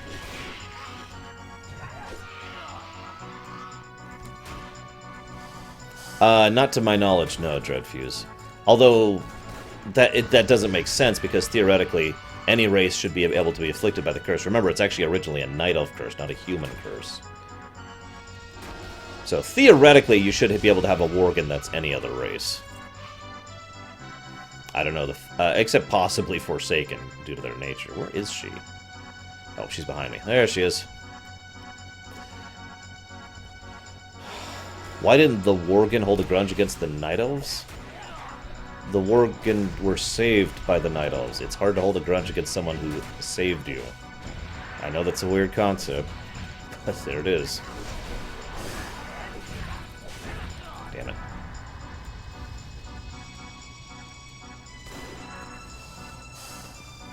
For the Force Worgen! I like that idea.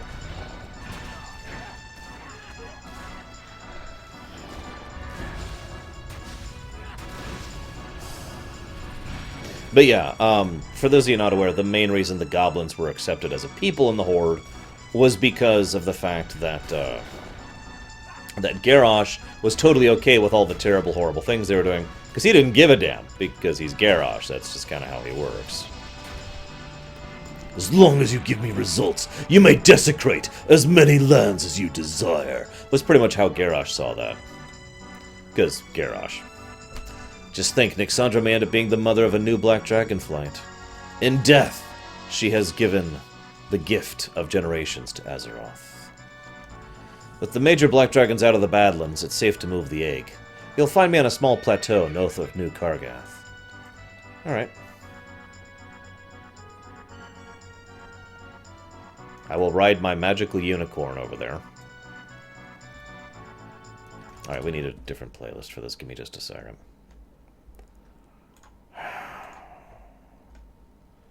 This should do.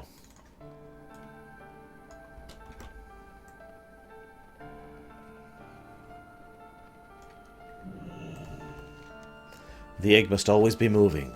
We are not safe anymore. Deathwing, even in his madness, knows all the hidden places of the world. The egg must not rest. Wait here. I will go retrieve the egg.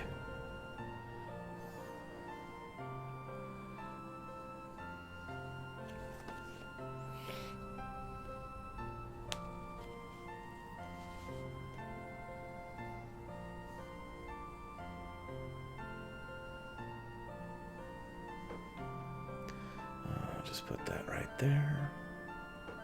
It's a scroll she just put on the ground. Now to get the egg. How's my little baby doing? No, it's you!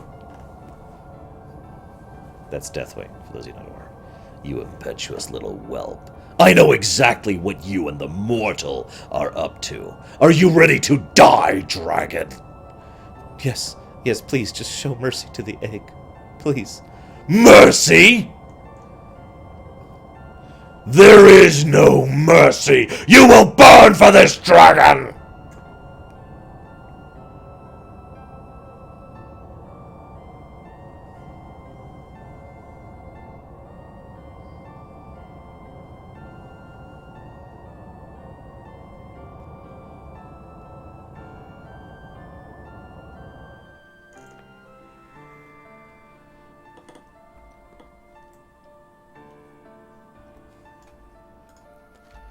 Thankfully, you avoided Deathwing's notice.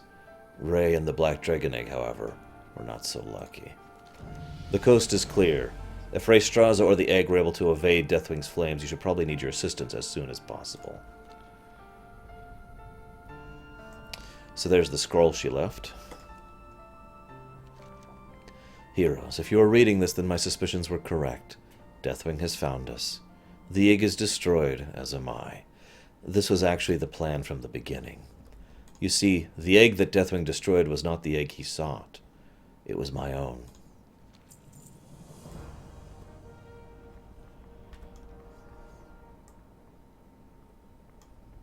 Need assistance? You are not the only mortal that Raystraza confided in. I, too, earned the dragon's trust. I have already moved the real purified egg to a much safer location, far away from the Badlands. It will continue to grow out of Deathwing's sight. The red dragonflight is as benevolent as it is powerful. It was Raystraza's final wish that I give this to you. Ray's last egg. Please take care of him for me. You have a great day now. I still have this egg on my main, by the way. And I always will.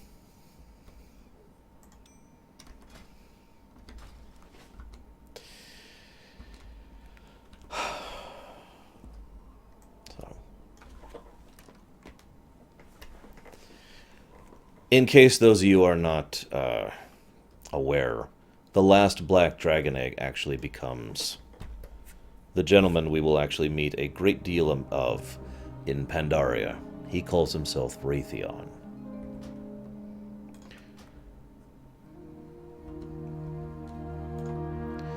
One last thing to clean up before we move on.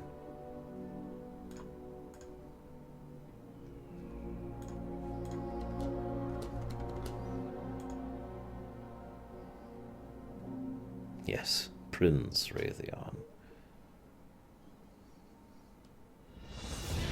Let's see if we can switch realms without crashing. Oh my goodness.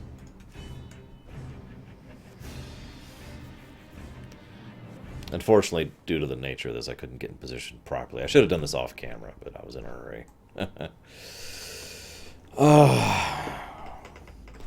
Now, Wrathion will be imbued with magic by the red Dragonflight to make him grow up very quickly. Way, way faster than an average dragon would.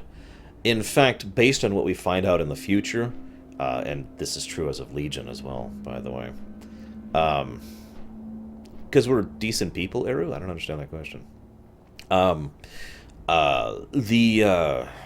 it, and I'm derailed. My short-term memory is just getting so much worse lately. I'm so tired all the time. Wrathion. So Wrathion is going to be... He's going to be a dragon whelp, but he's going to basically be coming off as like a, say, a 15-year-old by the end of Cataclysm. He will actually come across as closer to a 20 to 30-year-old by the time we hit Pandaria. He will be actually much older, relatively speaking, by the time we get to Legion. And in fact, when we get to Legion, he will finally stop being a whelp and will actually be a drake. Just to show his accelerated growth that he's been going through. Keep in mind, he's only 4 years old by the time Legion happens. Just to give you an idea of what I mean, idea of what I mean by accelerated growth. I say there might be consequences of that because they might have chopped down his lifespan as a result of that. Also, naturally, he does not have any of the abilities of the Black Dragon Flight, just like all of them don't because they were all burned at the end of Dragon Soul. But he does something incredibly smart, which we'll talk about later when it's actually relevant. So forgive me for not covering that right now. So, I don't know, Permeus, because if it isn't, he's screwed. So Eru asks, how did Thrall get in that situation? Well, there's this group called the Alliance, and they're kind of bastards. I don't know if you've ever heard of them. They saw that Thrall, who was not the war chief of the Horde, who had actually disavowed himself from his allegiances to the Horde at this point in time, and had formally joined the Earthen Ring, was traveling to the Maelstrom to prevent the world, well, to join the Shamans in preventing the world from cracking in two. The Alliance saw that and said, "Aha!" and thought the best thing it could do was go and try to capture him. They failed, obviously, thanks to the goblins' interference and influence, nearly destroying the goblins in the process, actually. Fun, as they say. So I hope that answers your question, Ariel. But yeah, I've noticed there's a lot of sentimental quests in Cataclysm. Is that just me? I mean, Darrowshire, of course, isn't exactly a Cataclysm quest, but then there's Ray's Last Egg and the Tragedy of the Southern Barons. I mean, we literally give a dwarf a mug of ale so that he can die properly, for God's sakes.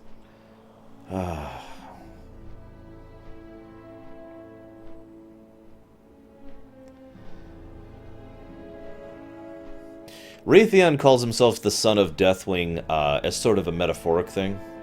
You know how we are all, like, all the humans in the setting are considered the son of the Vrykul. Yes, little Billy. Yeah, Westfall. Ugh. There are several examples of it in Cata. Quite a few, actually. We've already covered most of them, really. There's a couple more. Actually, I think just one more. Anyways, Wrathion is the last black dragon, from his understanding. So he considers himself son of Deathwing because he's the only black dragon left. And remember, all dragonflights have a connection to the aspect that birthed them. So any given red dragon could also similarly call themselves the sons or daughters of Alexstrasza. That's a thing that is valid and true, based on the nature of their existence. Now, I was going to say, there is still the one other black dragon in Outland, who, to my knowledge, still isn't doing anything in Legion. But, yeah. There's also, of course, the nether dragons, who are still dealing with their own particular plight, who are technically black dragons. They used to be. Yes, I do, White House. I do have a YouTube channel. It exists. If you look for Lorerunner on YouTube, you'll find it easily. Or you could look for Arshian Gaia, and you'll find it easily on YouTube.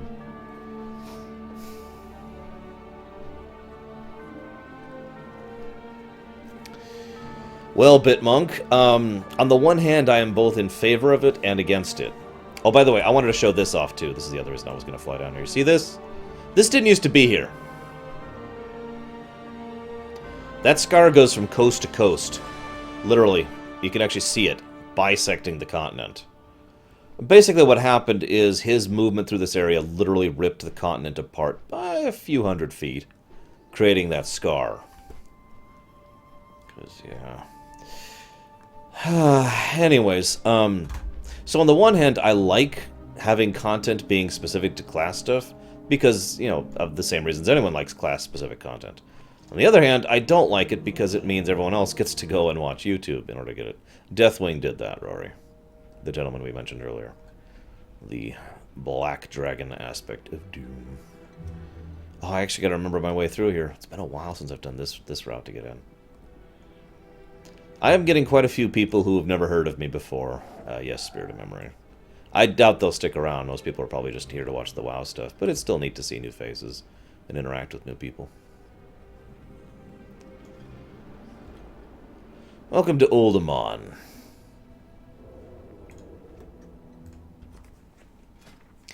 Uldaman is an ancient Titan vault buried deep within the earth. It is said that the Titans sealed away a failed experiment there, the Trogs, and then moved on to new projects related to the genesis of the dwarves.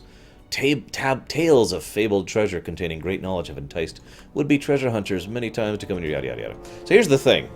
As I'm going to just kind of blaze through Uldaman, because almost all of the lore here has been covered elsewise. So there's not really that much to cover here that we haven't already covered. I'm not even going to do these quests. These are the reliquary who are asking us to go ahead and look into the artifacts and tombs in this place so they could learn more about, you know, the Titans and their origination and whatnot. I also feel a great deal of sympathy for Neltharion. As I mentioned, he was screwed over by the Keepers, and by the Titans, and by the Old Gods.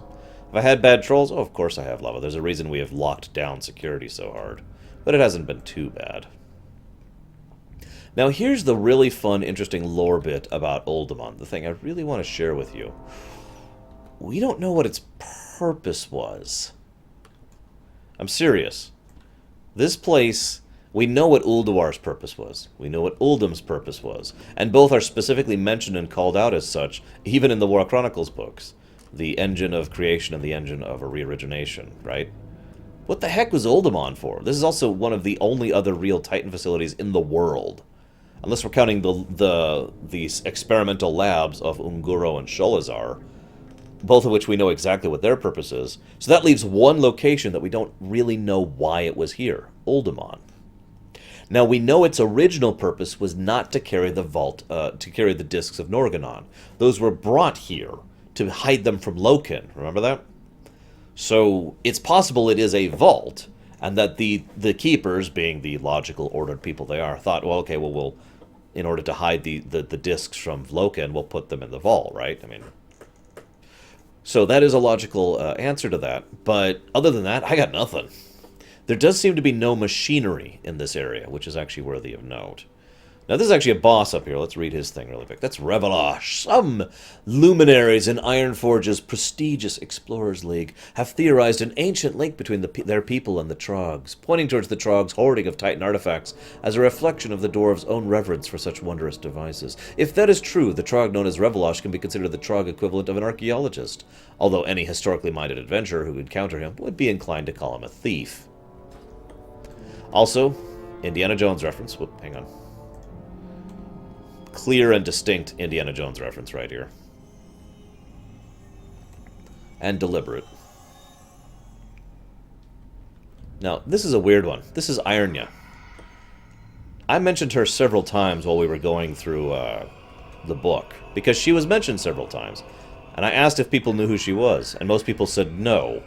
Because she's a sub-boss of irrelevance in Uldaman. None may steal the secrets of the Makers. But apparently, Ironya was a fairly important keeper back in the day, and was involved in a fairly large amount of the events thereof. I find that interesting that they took an almost not inconsequential character, most people didn't even remember that existed, and turned her into a decently important character in the lore. Also, this is Uldaman. I hate to repeat myself, but what I mean by that is, you remember how we were talking about how some dungeons were kind of infamous for being mazes and people didn't know how to get through them? There are a few dungeons in vanilla that people got lost in more than Uldaman. So, but yeah, Ironya. The Titans did not construct the Uldaman complex directly, but utilized servitors to create it. The Pantheon entrusted Watcher Ironya with overseeing the construction and maintenance of Uldaman. But as time passed, the once awe-inspiring vault fell to ruin. Within the map chamber, Ironya has spent millennia in a form of stasis, analyzing the original master plan, drawn up by Khazgaroth in an attempt to find a way to restore the complex to original functionality. That over there is, of course, the Obsidian Sentinel. The Obsidian Sentinel was responsible for guarding Uldaman's secrets until it was corrupted by an unknown force. Originally crafted from the same stone as the halls of Uldaman itself, this keeper had the majority of its body replaced with dark glass, capable of reflecting spells. And whatever was responsible for its transformation must be incredibly potent, for it is not easy to alter the enchanted stone of Titan construct.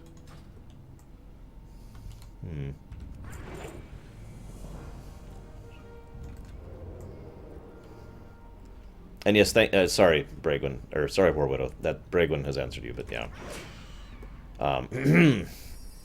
There's also dwarves in here, which, hang on just a second, I want to make sure I don't... we could go after them. Yeah, sure, why not? Let's go kill the Lost Vikings, shall we? I usually don't, to be completely honest. Yes, that's right, there's 2 Lost Vikings references in WoW.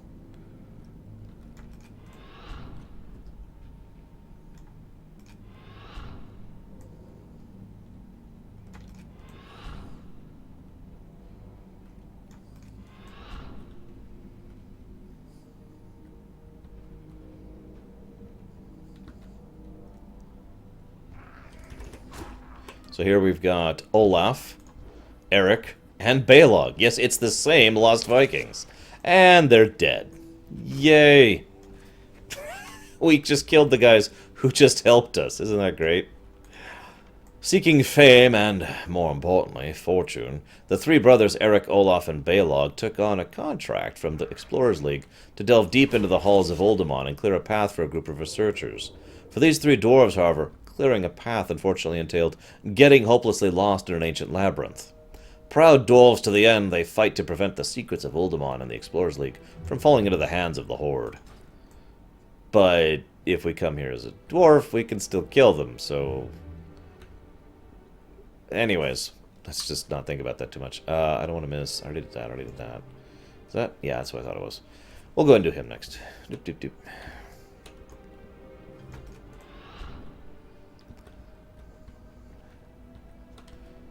Well, there's only one in StarCraft, sure you. So I suppose, you know.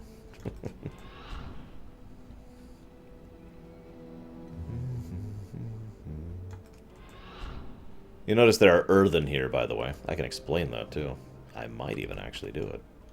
Is this the one? Yeah. Ancient Stonekeeper. Hey, buddy. Goodbye.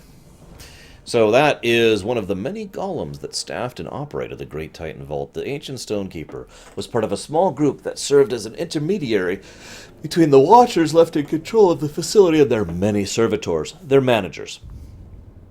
With the corruption of the Obsidian Sentinel, the Ancient Stonekeeper is the last of its kind, performing its duty protecting the secrets of the Titans as best as it can until its inevitable shutdown. Really, Kezika? Wow. I don't recall that. I believe you. I just don't recall it. Ooh, shoot.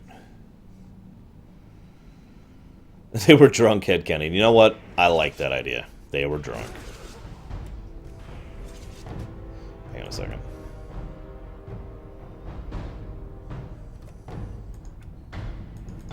Okay. Just want to make sure our audio was on, because this guy actually has voice acting. One of like 3 bosses in here that has voice acting. 4, excuse me. By Thorison's spirit, slay them! Sure thing, Metzen. So this is, of course, Galgan Firehammer. Reacting to the discovery of Uldaman by the Bronzebeard, the Dark Iron clan mounted an invasion of the vault to stop their ancestral foes from accessing the powerful artifacts within. Galgan Firehammer, a senator from the Shadowforge, was sent to oversee the continued excavation of Uldaman, so the Emperor may harness the artifact's destructive potential against the Dark Iron's enemies. By Thorazon's beard! I love that. Hey, look, it's Loken. Wait. I'm gonna punch those adventurers in the face! Ah! Yeah, that's exactly what happened. So here's another character who actually has voice acting. Me, Grimlock, King! So that's the king of the Trogs right there. I'm kind of being serious. He's the closest thing to an actual leader of the Trogs we have ever encountered in any meaningful fashion. In Trog society, the biggest, strongest, and most vicious Trog often becomes chieftain through displays of power. Grimlock is a comparative genius in that he has maintained control of the Stone Vault Trogs through intimidation and what might be considered crude psychological warfare. Having trained a deadly basilisk, Grimlock uses the threat of petrification by his beast to keep would-be usurpers in line. Now, there's a chance we can't finish this dungeon. I'm just going to tell you that right now. We'll find out.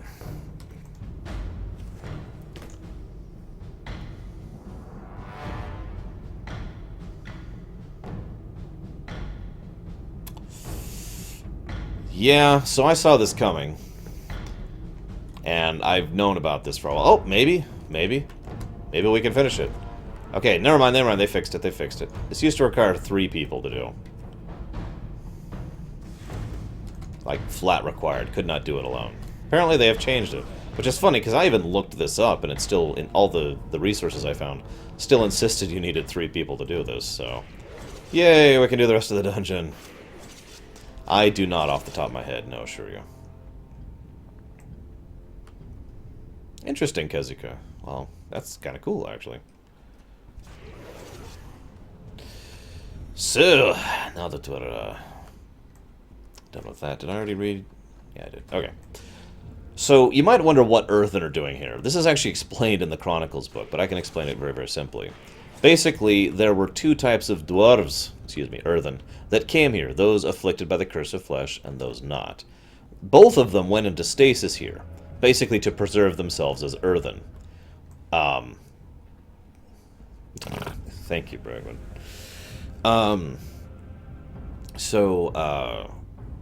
The Earthen were woken up by whatever disturbed this place much, much more recently. Most likely the excavations that released the Trog only, like, I say 20 years ago.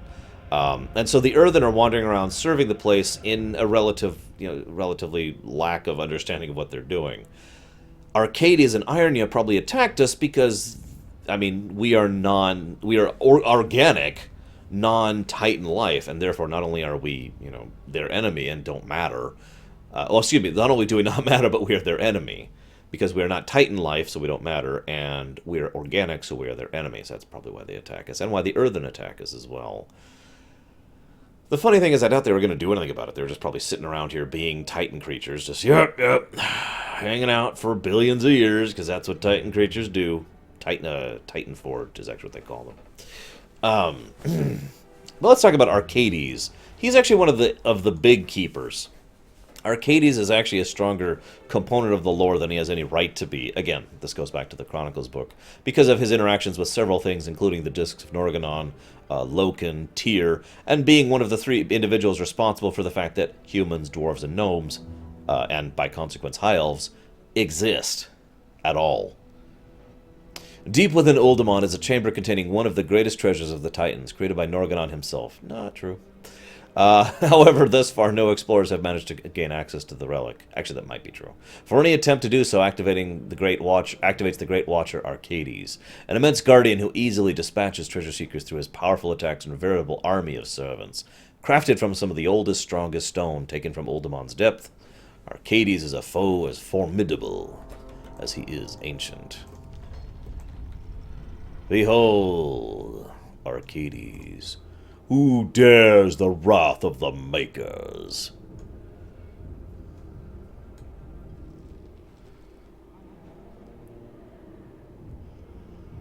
Who dares awaken Arcadus? It's Metzen again. Who dares the wrath of the Makers? I do find it interesting how both of the characters here, Arcades and Ironia, were actually made fairly important creatures in the lore. So, back in the day, he used to summon those earthen at a much faster rate, rather than one at a frickin' time. It was actually quite a bit of an issue beating this guy. Obviously, it's not anymore. So this up here was actually a treasure trove for lorehounds back in the day. These are the Discs of Norgannon. I'll go ahead and tell you what these are now that we know. This is literally a series of discs which continuously scan and record all of everything across the entire world since the beginning of creation. Well, okay, that's an exaggeration. Since they were created, since these things were created. They've been scanning everything ever since. Pretty cool, right? And when we did a quest here... what, Bregman? I'm confused. There was a quest where we could talk to the discs and reveal some information, which I'm not even going to read for you, because it's old, outdated information. But it was talking about how there might be a connection between Trogs, Dwarves, and Earthen, and how there was some kind of event that changed things, and there was lots of information missing, basically. But it was the first hint of Dwarven origins and the nature of Titanforged. Very first time that plot thread ever came up in the entirety of Warcraft's history was right here. Excuse me, right here, during World of Warcraft Vanilla. And so, yeah, a lot of people were like, oh, God, I can't wait for this quest to be finished and concluded. Because what it did back in Vanilla was it eventually led you to the gates of Ulduar. And we're like, oh, my God. Or not Ulduar, excuse me, Uldum. Excuse me, Uldum. And we're like, oh, my God, I can't wait to go into Uldum and find out all the wonderful secrets of Uldum. And then we had to wait until Wrath to finally learn more. And then we had to wait until Uldum to learn a little bit more. And then we had to wait for the book to learn all of the details. So this has been a long, interesting journey ever since they first put this into Vanilla. But I do like the fact that they did finally get around to concluding it and, doing that. Anyways, that is it for today. Tomorrow we will be hitting the Searing Gorge and the Burning Steppes. We might finish both of those quickly enough. If we do, we might start the Swamp of Sorrows, since I am trying to catch up a little bit. The only things Uldum really helped reveal was a little bit more about the nature of Curse of Flesh, and talking about the Tol'vir. That's what Uldum added to the equation. I actually should just Hearth, it's going to be faster. So anyways, one way or another, I'll see you guys tomorrow.